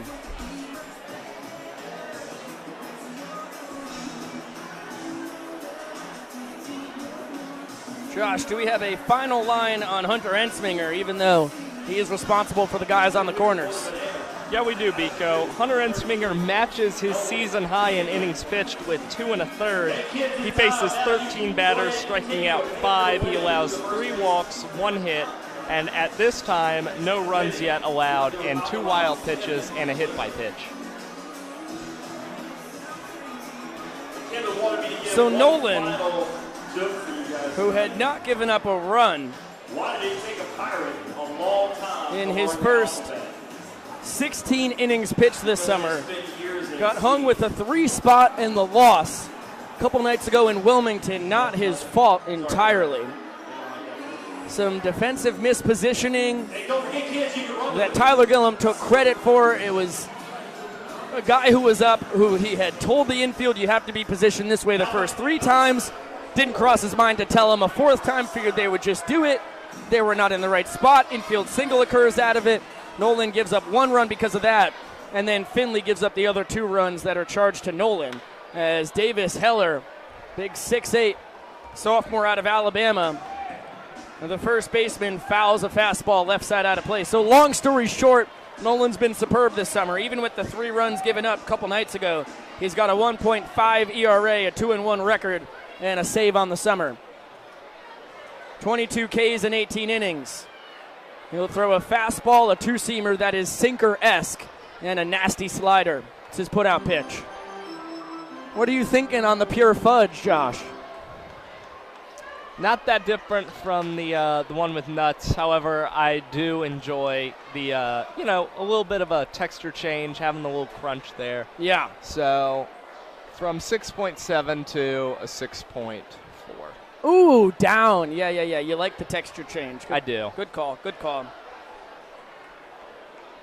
Bottom of the 7th here in Macon. Both teams have had a whole lot of traffic tonight. Both teams with only 2 runs to show for it. There's the slider, fouled off right side. Wortham gives it a look, but it's going to land just behind the Bacon dugout. And an 0-2 count on Davis Heller. And the big boy, a right-handed bat, strikeout, fly out, hit by pitch tonight. It was on a 3-2 offering, so what could have been a walk for him, instead he is plunked.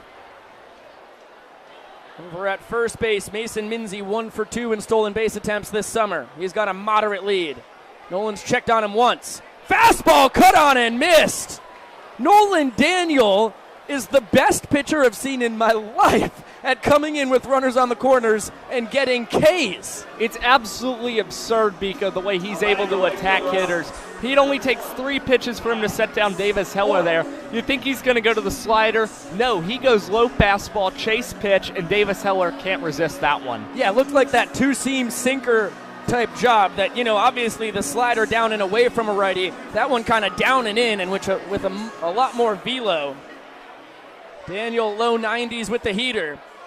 And now it's up to Kyle Bork, the right fielder. Right-handed bat, skies one to the right side of the infield. Brody Wortham makes the call. Bork slams his bat, and Brody makes the catch, although with a little something extra on the end of it. And Nolan Daniel throws 4 pitches, came into first and third with 1 out, and escapes it, saving 2 guys for Hunter Ensminger, whose line is truly complete. There is nobody more beloved in this bullpen by his teammates than Nolan Daniel. Put this man in the CPL All-Star game. I mean, it would be beyond a crime if he was not there. It's just, he does it time and time and time again. I've got to go back and look through my books. He's probably stranded somewhere between 15 of his fellow teammates runners on the bases this summer. And it really all started here in Luther Williams Field, Bika, when we had that extra inning, 13-inning marathon game. Nolan came in those extra inning situations and was just able to continue to keep both runners who were put on by Bananas pitchers and also the ghost runners from scoring, and eventually helped the Bananas win that game 9-7. Yeah, that was all the way back on June 10th, and he has just been parading through the league since then. He had 2 outings before that, just 2 innings and .2 innings apiece. Obviously hadn't allowed any runs in those 2 appearances, just 1 hit with 5 strikeouts. And it was his magnum opus here in Luther Williams Field back on June 10th. I couldn't have said it any better myself. So Nolan sends this game to the 8th inning. Deuces wild here in Middle Georgia as we approach the 3-hour mark of our ball game. We've got 2 innings to play, and Austin Emner is off the bump. And it's going to be the second-year man for the Bacon, Hunter Varnado, the sophomore out of Middle Georgia State, a right-handed tosser. A big man on the mound, 6'5", a local guy, proud of Warner Robins, Georgia. And a sophomore out of Middle Georgia State. Hey, kids, don't forget, after this half inning, the college Varnado in 8 appearances this summer, all out of the pen, 12 in the third innings, 14 hits, 12 runs, but only half of them earned for a 4.37 ERA. He's only walked a pair while striking out 15.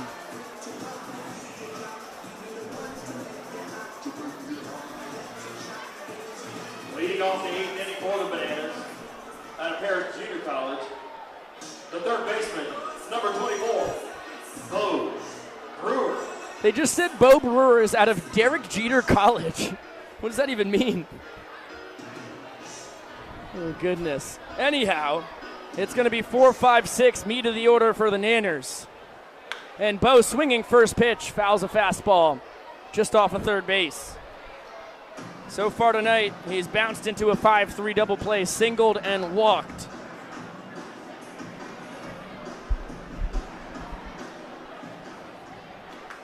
Varnado at 3.45 ERA at Middle Georgia State this past spring, and Bo Brewer, what's new? Line drive, base hit up the middle, go-ahead run on for the Nanners. That guy can swing the lumber. Yeah, you know, Varnado, he does have a higher ERA than our guy Nolan Daniel, but he occupies a very similar role out of the bullpen for the Macon Bacon Vico. He comes in a lot of high-leverage situations with runners on base, and he's also picked up 2 saves on the year for the Bacon, so one of the key arms out of their pen this summer. Now it's going to be Bo Brewer. Check that. That was Bo Brewer. The other double B, Bryson Bloomer, and he fouls a fastball off. Nanners DH 0 for 3, pop out to short, fly out into a 7-5 double play in which Becerra barely slid off the third base bag, and a strikeout swinging his last time. Brewer over at first base, 6 for 8 on the summer in stolen base attempts, fakes a steal, fastball called strike, inside corner, bottom of the zone. Bloomer bends backwards in dismay about the call.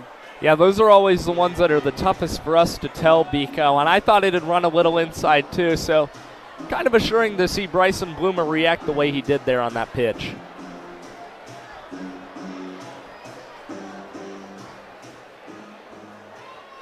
Bo with a short lead. Bender misses the outside corner, count 1-2. That was a pretty good pitch there from Varnado, Biko, but I think what stopped them from possibly getting a strike 3 call there was Carter Sanford snapping his glove back there, trying to do a little too much there to frame that 2-strike pitch. Yeah. Just missed the outside corner. Now a 1-2. Fastball misses low, count even at 2-2. And Josh and I move on the fudge train. Choo choo ka-choo. Yeah. Cheers. Ooh. I knew I was going to like this. Oh! Woo! Oh, yeah! Nice. Fastball bounced to third. Throw to second, 1. On to first, not in time. And it's going to be a 5-4 fielder's choice. Good play by Holden Breeze to kind of get a funky hop from an unforgiving Macon infield. As that one was bounced to his glove hand, glove side. And he was able to adjust to a weird one and fire to second in time. So Brewer replaced by Bloomer. And I think that's a trade you'll take if you're the Bananas, Biko. Bloomer with definitely a little more speed over there at first base than Bo Brewer. And there's a soft tapper towards short. Flip to second, 1. On to first, wild. And it's going to be backed up by Carter Sanford. Nice sliding play by the Macon catcher. Another fielder's choice. Before you could finish your sentence, Bryson Bloomer is replaced by Brody Wortham at first. He's now 0 for 3. Another ground out, fly out, and a walk.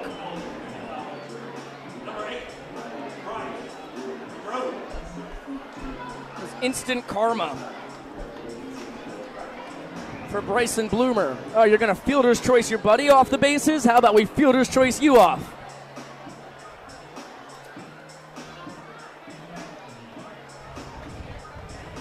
Varnado's been 89 to 90 with the fastball tonight. So Brewer was 6 for 8 in stolen base attempts. He was replaced by Bloomer, who was 6 for 6 in stolen base attempts. Who was replaced by Wortham, who's 7 for 8 in stolen base attempts. And Brody, I would say, is a sneaky 7 for 8. When he gets on base, you really forget about how good he can run the bases. Yeah. And a long wait here. The umpires are going to have to gather. I couldn't tell you about what. Everybody waiting. Varnado now throwing to Sanford. Madron waiting to swing it. The best guess I could make, Biko, on what might have happened was the possibility that Brody Wortham tried to turn and go to second, thought better of it, but I'm pretty sure he got back to the bag at first base before anybody had the ball over there to try and tag him out. Yeah, that's a good guess by you, too. I didn't even think that Brody did. Like, I watched him, and I didn't think he crossed the line at all. And I didn't even see them throw to first to try and tag him. But I don't have another guess in the world to what these guys are discussing. Right. Madron, should he swing it, the left fielder, left-handed bat, 0 for 2 on the night. And Brody is safe. Okay, that's probably what they were discussing. They said the out is still at second, but Brody is still safe.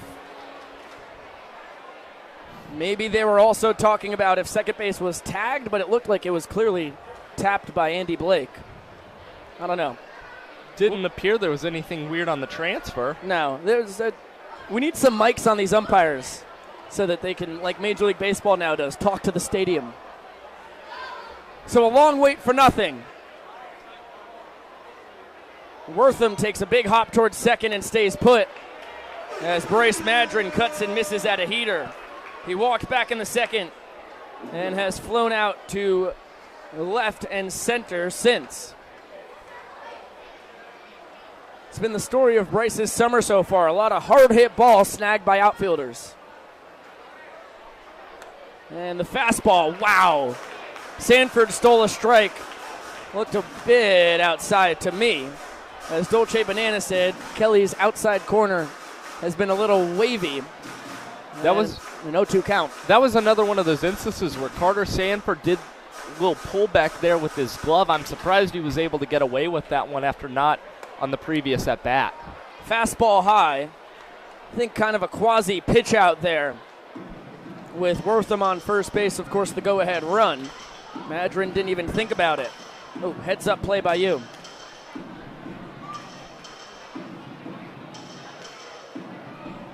One-two pitch, righty to lefty. There goes Wortham, fastball outside. The throw down to second.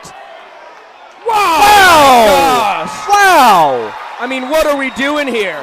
What are we doing? Tyler Gillum out to talk to the third base umpire there. He is not pleased with that one. It was a horrendous call by Jeremy Polovic. I mean, it was evidently clear that Brody Wortham got the left hand into second base, and he has been called out. The umpires, and I'm not saying there's some big conspiracy here that, you know, some shadow organization, the Coastal Plain League, is trying to shut down the Bananas through bad calls. But the Bananas have been massacred by continuous bad calls from the umpires. These past 3 games have been just dumbfounding. I mean, what are we even doing? Tyler Gillum with a lot for Polovic, and now I know Tyler Gillum well enough. He's telling the guys they've got to get their you-know-what together, and he's talking to the umpires. I mean, it's just, that was an unbelievable call. Wow. Insane. You know what, Biko? While we're at it, let's give Tyler Gillum a lot of credit the way he's handled some of the games the past couple of days. Yeah. A lot of really interesting calls. We've seen him out talking to the umpires a lot, and wow. I don't know if I would be able to keep my composure the way Tyler Gillum has. Definitely, you know, a man you really respect at the helm for the Bananas. He's one of the best coaches I've seen in my entire life, and I've been blessed to be surrounded by incredible coaches my entire life, and I don't know if I've seen a better one than Gillum. That's how highly I think of him, especially after spending all last summer with the team and getting to see how he does everything behind the scenes. And the way he deals with umpires is impressive, to say the least, as well. I mean, I don't know what Jeremy Polovic was looking at there. It was a shocking out call. Shocking. So no back out on the bump. Brody Wortham, once again, a guy who is not very vocal. He is, pretty much a copacetic fella who will play and accept most decisions umpires make. He stood out there on second base for a long time with his hands on his hips, just absolutely shocked. It's a beautiful slider cut on and missed by Jake Larson, the shortstop. A couple strikeouts and a pop-out so far in his evening. Nolan Daniel back out for the bottom of the eighth. In 4 pitches, he got out of a first and third one-out jam. That was Hunter Ensminger's in the bottom of the 7th. 3-pitch K and then a pop-out to first.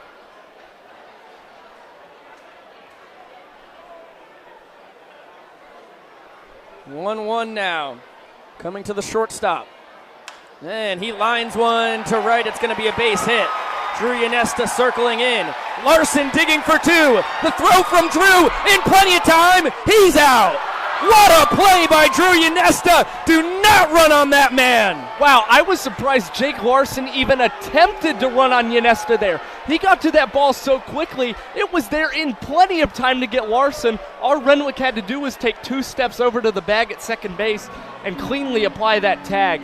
What a heck of a throw by Drew Yanesta. A strike. I've been saying this to you for a while. Nobody has run on Drew yet this summer, but I've seen him throw out a handful of guys throughout his 3 years in Banana Land, and that was a rookie mistake by the 6-hitter for Macon. So it's going to go as a single and a 9-6 putout, and there's a beautiful slider grazing the outside corner to Andy Blake. Dolce, you're red hot tonight, man. Another zinger in the comment section. Blake, the second baseman, takes a heater on the outside corner behind 0-2. Tonight he's 0 for 2. A strikeout, reached on an E5, has stolen a base, and has walked.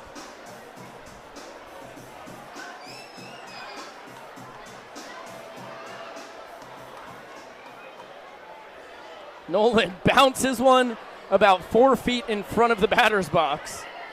And the count 1-2 on the Macon second baseman.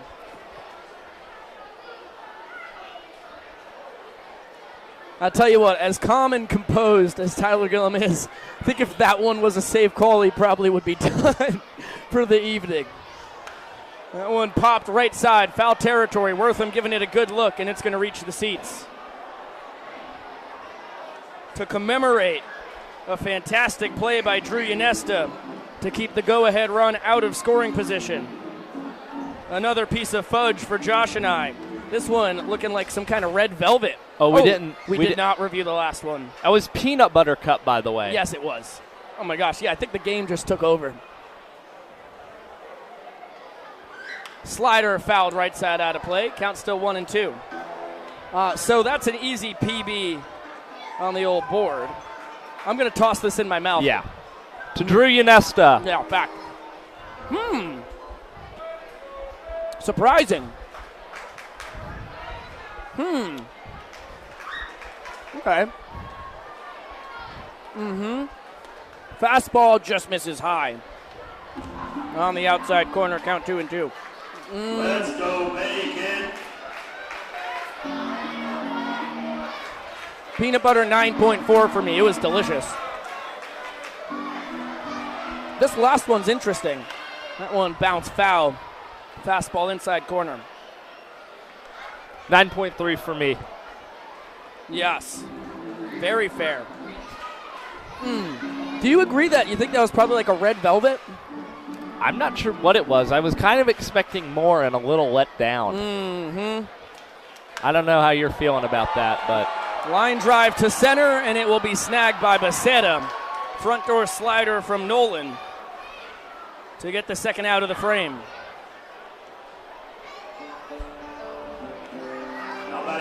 Snag right about here.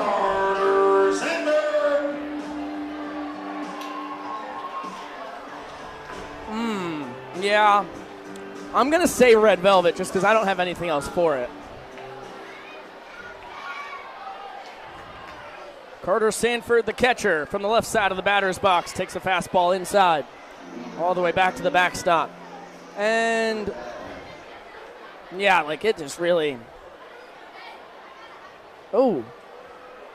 Nothing from my purple. I once again have to go back to the Daniel and Despaltro Expo, away from the Flippin' Sister Expo. Righty to lefty. Nolan delivers a 1-0. Fastball fouled off. It's going to be a 6.2. It's fudge, so it's good, but nothing to write home to Ma and Pa about. Oh, man. This one's tough. I don't know whether to... It's going to be a slider low, count 2-1 on Sanford so far tonight. Fly out to center, bounce out to second, strikeout swinging. I'm going to tie it with the regular fudge. Yeah, sure. It's fair enough. Fastball lined over the head of Renwick and into left center. Becerra's going to grab it. He fires towards second, and Sanford's going to slide in safely with a double. It was a really nice piece of hitting by Sanford, who came in hitting 143 and was 0 for 3 on the night. Number 11, Antonio Brown. So the sophomore transferring to Mercer is set up. He'll take over on second base, and now Antonio Brown, the sophomore at Mercer, 0 for 10 on the summer. That includes his 0 for 3 evening so far. A couple strikeouts and a ground out to first for the switch-hitting left fielder. Swings it from the left side against Nolan. And a slider, backdoor. Beautiful pitch, strike one. Dolce Banana. It's actually a good crowd still on hand here in Macon on a Friday night. Bananas in town, a lot of Bananas fans. I'd say probably about 60% of the people at least are still here. Maybe 65. I don't know. I'm not a mathematician. It's a fastball fouled off. Nolan ahead 0-2. I do think Kevin Bacon is a miraculous mascot. Eric, I think broadcasted from a hot air balloon would be fantastic.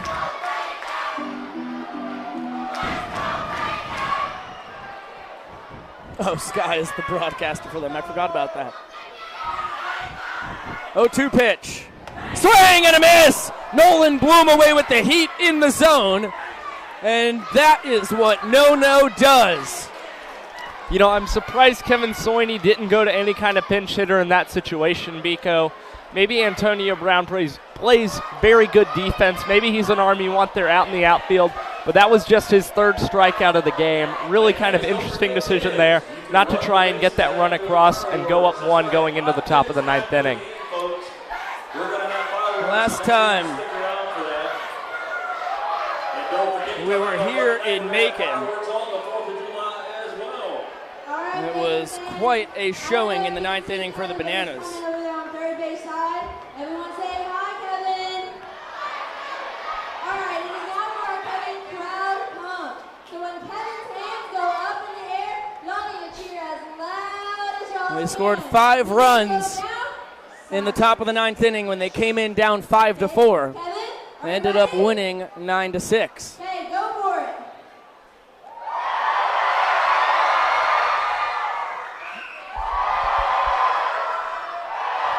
And the classic, what Kevin Bacon does when he lifts his arm, you have to cheer. When he puts it down, you don't cheer. That's what's going on around us. As Hunter Varnado back out on the mound for Macon. And it's going to be the bottom of the order for the Bananas. Madron, Meadows, and Gutcher to try and string together a rally. Bryce 0 for 2 on the night. A couple fly outs and a walk.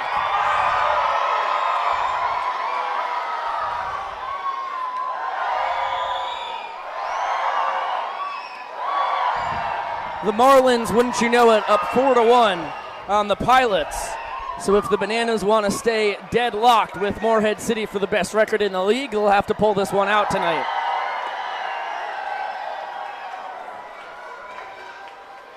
The Owls clobbering the Blowfish 9-1. That would be Lexington County's 9th straight loss. What a dive for the Blowfish, who had won 7 straight before this. The Sharks ended the winning streak. The Bananas were loss number 2 for Lexington County, and it's been downhill from there.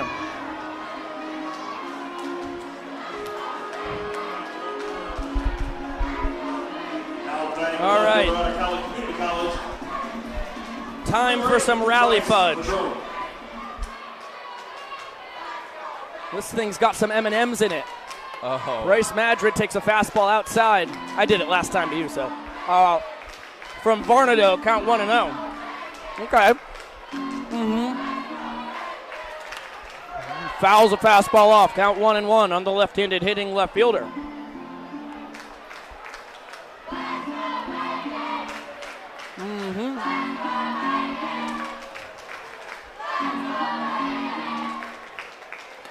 Fastball misses out, count 2-1. Okay. That's rich, but I like it. It's very rich.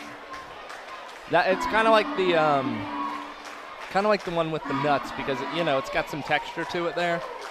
Yeah, for sure. Fastball misses down and in. The speedy Madron ahead 3-1. When he led off the 9th inning in the 5-run comeback, he laced a double to right center. Takes a fastball, bottom of the outside corner. For strike 2, count runs full. That was a pitcher's pitch and a hitter's count. Varnado, the 6'5 righty.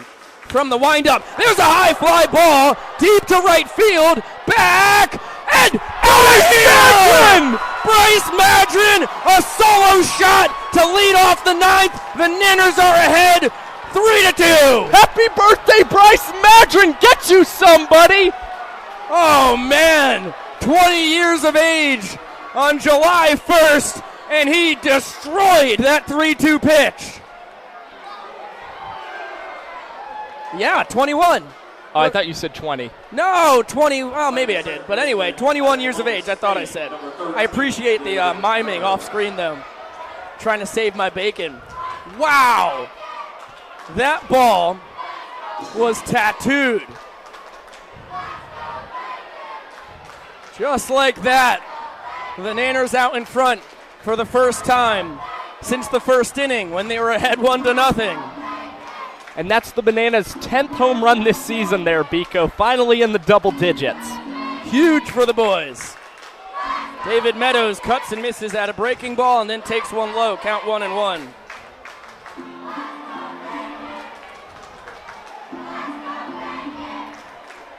The Macon faithful still full of energy as DR gets his second Bananas hit in as many at-bats. Thinks about tearing towards second and will hold up. That was a nice flare out into right field. And the Nanners not done yet. They've got great speed on the bases. Meadows has already swiped a bag tonight, making him 3 for 3 on the summer. And he was 25 for 28 in his senior campaign.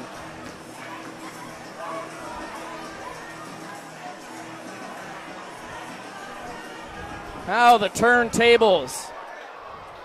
The excellent defensive play by Drew in the bottom of the 8th keeps the Bacon off the board. And now the Bananas already with 1 run on their 8th, check that, on their 7th hit of the night. DR now on first with the 8th hit of the evening. And Taylor Justice shows bunt, pulls back, heading down to second, ahead of the tag. Make it a perfect 4 for 4 as a banana for DR. Baby Sharks to the Bananas dugout as Taylor Justice is pinch hitting here for Danny Gutcher.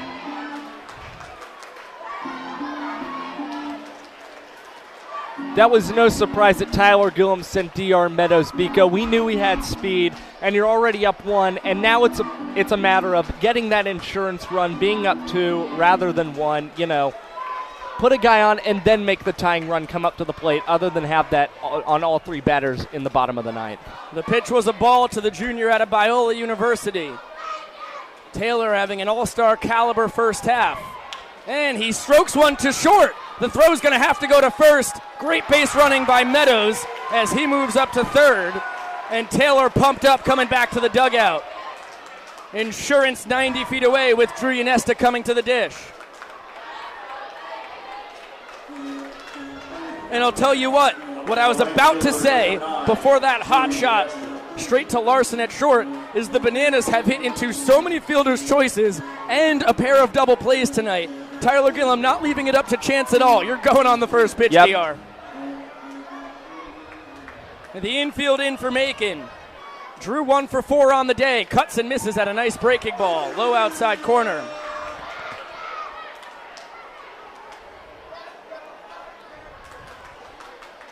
Yanesta scored the first 2 runs of the night for the Bananas. Does not bite at that slider down and out. Led off the ball game with a booming double off the left center field wall. He leads the Coastal Plain League with 4 sac flies on the summer. And he fouls a fastball off. That was a good pitch to do it on. He knows it. Now he's behind 1-2. Yeah, 4 sac flies, honestly, Biko, an impressive stat to lead the league in. It says a lot about Drew Yanesta and the fact that he can get the ball in the air and in the outfield, no less, when he needs to. That's a swing and a miss. Beautiful. Bender there from Varnado. The second-year member of the Bacon gets the third-year Banana. A momentous second out of the inning.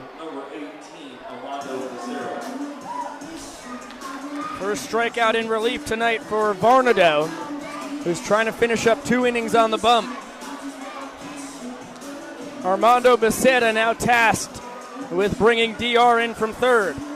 Danner's center fielder, 1 for 2 on the day. A single, a hit by pitch, a walk, and a strikeout looking. Righty to lefty. Varnado from the stretch fires a fastball high. How about this, Biko? Drew Yanesta, not able to drive in DR Meadows there on a sac fly or even just putting a ball in play. But how about having your team leader in hits right behind Yanesta to try and bring him in and get you that insurance? Mondo tries to hold up on a fastball towards the top of the zone. The call made by Kelly Ledbetter, then he went around, so the count 1-1, yeah. Mondo's 30 hits, 4th best in the Coastal Plain League.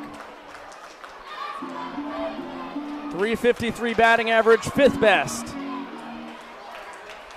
He's been clutch this summer. Count now 2-1. He's the guy who tied the game against the Bacon in the 8th inning at home. That one at 1-1 at the time with 2 down, single up the middle. Last night with the Bananas down to their final out, he singled to keep the game alive then. And cuts and misses on a heater around the outside corner. Count 2-2 on the sophomore out of Erskine. That's a tough pitch you have to go after, Biko, because you've seen Kelly Ledbetter call that pitch a strike. So even though it's not one you necessarily want to offer at, you kind of have to, just out of fear that it would be another strike called. 2-2. Bender up the middle. It's through. Armando Becerra. Onions. He gives the Bananas a 2-run lead. I mean, are you kidding me? 32 hits now on the season, Biko. There's a reason. I mean, early on in the season, we saw Becerra batting towards the bottom of this Bananas lineup. He has worked his way into being the consistent, everyday 2-hole hitter, and he has just been so good at producing runs for the Bananas. And now a guy 9 for 10 on the summer in stolen base attempts is on first base. And Varnado not out of the inning. The Bananas have doubled their evening's run total here in the top of the 9th inning when they needed to most. Jack Renwick swings it. Becerra with his 12th run batted in of the summer. And Jack has to bend out of the way of a fastball up and in.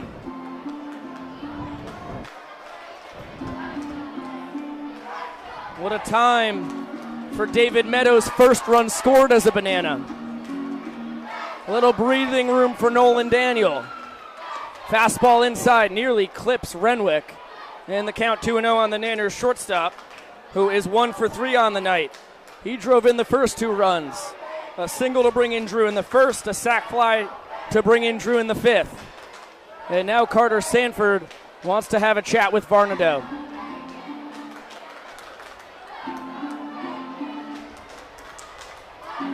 The young professor, live here in Luther Williams Field and watching the broadcast.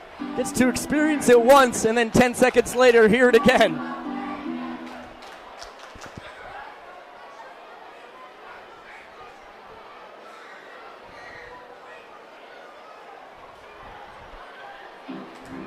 Matt DeWitt asking the important questions. Does Buc-ee's do mail order jerky and fudge? I don't have the answer, unfortunately. 2-0 count on the sophomore out of Wofford. Becerra with a pretty moderate lead at first. And he goes to the slider to get a strike over the outside corner.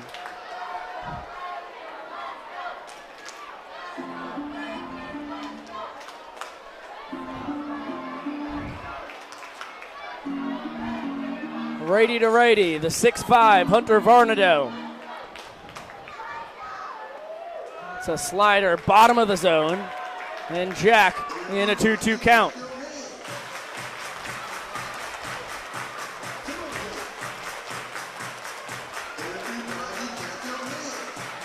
Appreciate all your hard work tonight, Mr. Young Professor, sir. There goes Mondo, fastball outside, throw down. Not in time.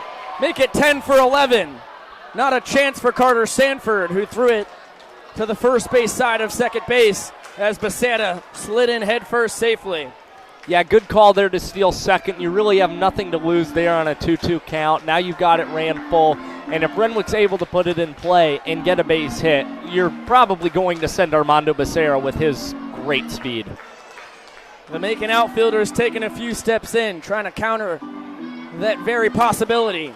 Payoff pitch to Renwick. Bender, it's going to be popped up into shallow center. And Jack Malone there to haul it in. But the Bananas with 2 immense outs. A solo shot from the birthday boy Bryce Madron. And then a 2-out, 2-strike RBI single by Armando Becerra to bring in DR. And the Nanners have doubled up the Bacon 4-2. Does Bryce Madron get any better leading off the 9th inning here at Luther Williams Field, Biko? They ought to call him the Luther Williams Whammer. A double and a home run in the 9th inning. Crazy stuff. Ice in his veins when the going gets tough, as we just talked our way right through the legendary Macon Bacon chant, and I'm not upset about it in the slightest. It's going to be Justin Jones on the bump for the Bananas. I don't think that's something that's going to make me upset either. The senior out of St. Leo University has been superb this summer. Just like Nolan Daniel, a man who, if he is not in the Coastal Plain League All-Star game, I will be rioting at the league offices in Holly Springs. Over 8 appearances, 2 of them starts. He's thrown 20 1/3 innings, giving up just 14 hits, 3 earned runs, walking 4, striking out 21 for a 1.32 ERA. He's given up 2 doubles, the only extra base hits of the year that have been hit off him. Yeah, Justin Jones has been so good, Biko. This is a guy, his St. Leo manager said that he is always giving 100% out there on the mound, going as hard as he can. And hey, you haven't seen him come in as a closer yet, but this past season at St. Leo, how about 9 saves on his spring? Justin Jones really comfortable in this position, even though we haven't seen him do it in a Bananas uniform yet. Yeah, as superb as he has been as a Nanner, it was video game numbers at St. Leo as well. 30 2/3 innings and a 2.35 ERA down in St. Leo.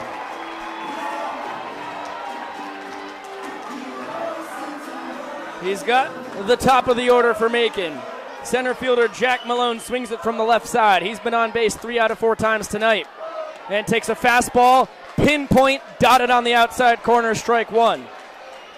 Couple of walks, a bloop single, a run scored, a stolen base, and a fly out for Malone. Came in hitting .321, best on this Bacon squad as far as guys in the lineup go. Bryce Matthews, their best hitter, has not been seen yet tonight. I wouldn't be surprised if we see a pinch hit from him here in the ninth if things get squirrely. Heater missed outside. 1-1 pitch now coming from Justin, who works from the stretch. It's going to be blooped towards left center. On the run, Madron can't get there. Malone is going to cruise into second with a stand-up double. And ended up landing right about here. It had a little more oomph to it than I read off the bat. As the Bacon now get to bring the tying run up to the dish. As Taylor Justice goes out to chat with the Nanners closer. What a day for Jack Malone. Came in with a .441 on base percentage. He's been on base 4 out of 5 times now.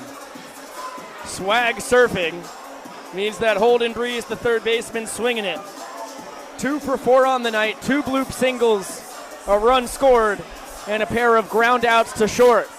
The second of which was an insane play by Jack Renwick.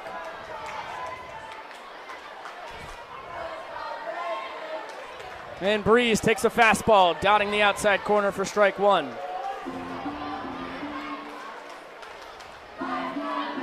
Justin, pretty much a 4-pitch man. 4-seam, 2-seam, changeup, curveball.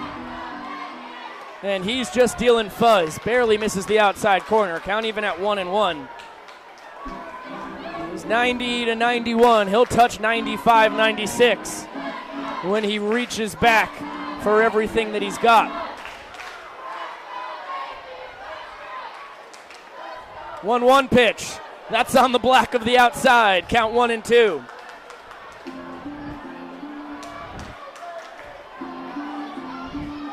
What you like about Justin Jones, Vico, is he's got a very quick delivery to home plate, and he also, when he is coming forward, just limbs kind of flying everywhere. That has got to be really tough to pick up in the batter's box. He's going to step off and barely deke towards second. Now he'll toe the slab once again and set his sights on the right-handed hitting third baseman Holden Breeze. 1-2. Swing and a miss. Got him with the gas. And that's a big first out for Jones. Yeah, nice elevated fastball there, Vico, and a big first out for Justin Jones as he now has to handle Mason Minzy. So it's going to be the DH. 0 for 2 on the night. 2 true outcomes each time. Couple strikeouts, swinging, couple walks. Left-handed hitting designated hitter.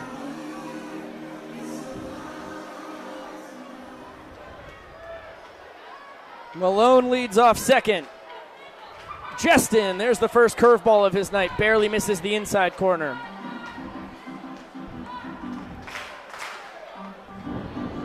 First pitch curveball not going to hurt you there, Vico. I think it's kind of just to show the hitter, hey, this is in my repertoire, and now this is another pitch you have to think about in this AB. There's the fastball, it's high. Count 2-0. Of course, Minzy represents the tying run. Very important for Justin to go after him, not put the tying run on first base and allow the winning run to get to the dish. Fastball fly to left.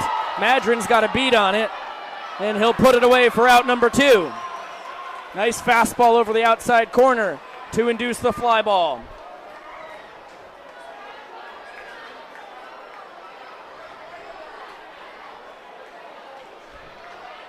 There it is, Vico. You called it. Yeah, it's going to be Bryce Matthews pinch hitting for Davis Heller. Just makes sense. Sophomore out of Washington State was one of the 6 guys who was a no-doubter in my CPL All-Star voting for the West. I put him right up there as the 4th best outfielder in the league, only behind Pittman of Martinsville, Ynesta and Becerra of the Bananas. Ty Jackson right behind Matthews for a top 5. And Bryce takes a fastball low and in for ball 1. He hits .339. Now that he's inserted into the lineup, he overtakes Malone for the best batting average on this team. 1 home run on the summer, 13 runs driven in, 9 scored. Righty to lefty, fastball low, count 2-0.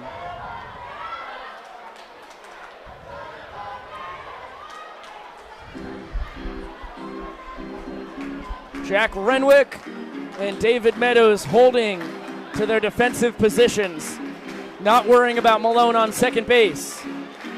2-0 pitch coming to the dangerous Bryce Matthews. Fastball fouled left side out of play. The Bananas infield playing him to pull. The outfield pretty straight away, although a tad to pull as well. And Becerra in center takes a couple more steps towards right. Now that's a 2-1 count.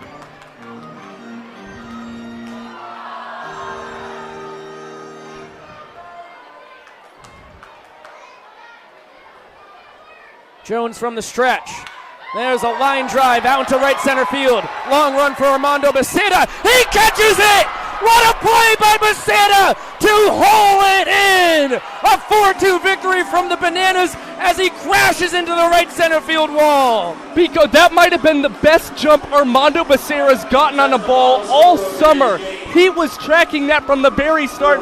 I didn't know if he had enough speed to cover that much ground, and there he goes, making the catch and kind of crashing up into the wall, holding it up in celebration. What a way to end this ball game. Big win for the Bananas, much needed. Mondo continues to impress every step of the way. With the bat, with the glove, the guy is a superb baseball player. Talk about 4 tools. I mean, he is just unreal. What a win for the Nanners. They break their longest losing streak of the summer. That was at 2 games, pushing the Bacon to a 3-game losing streak.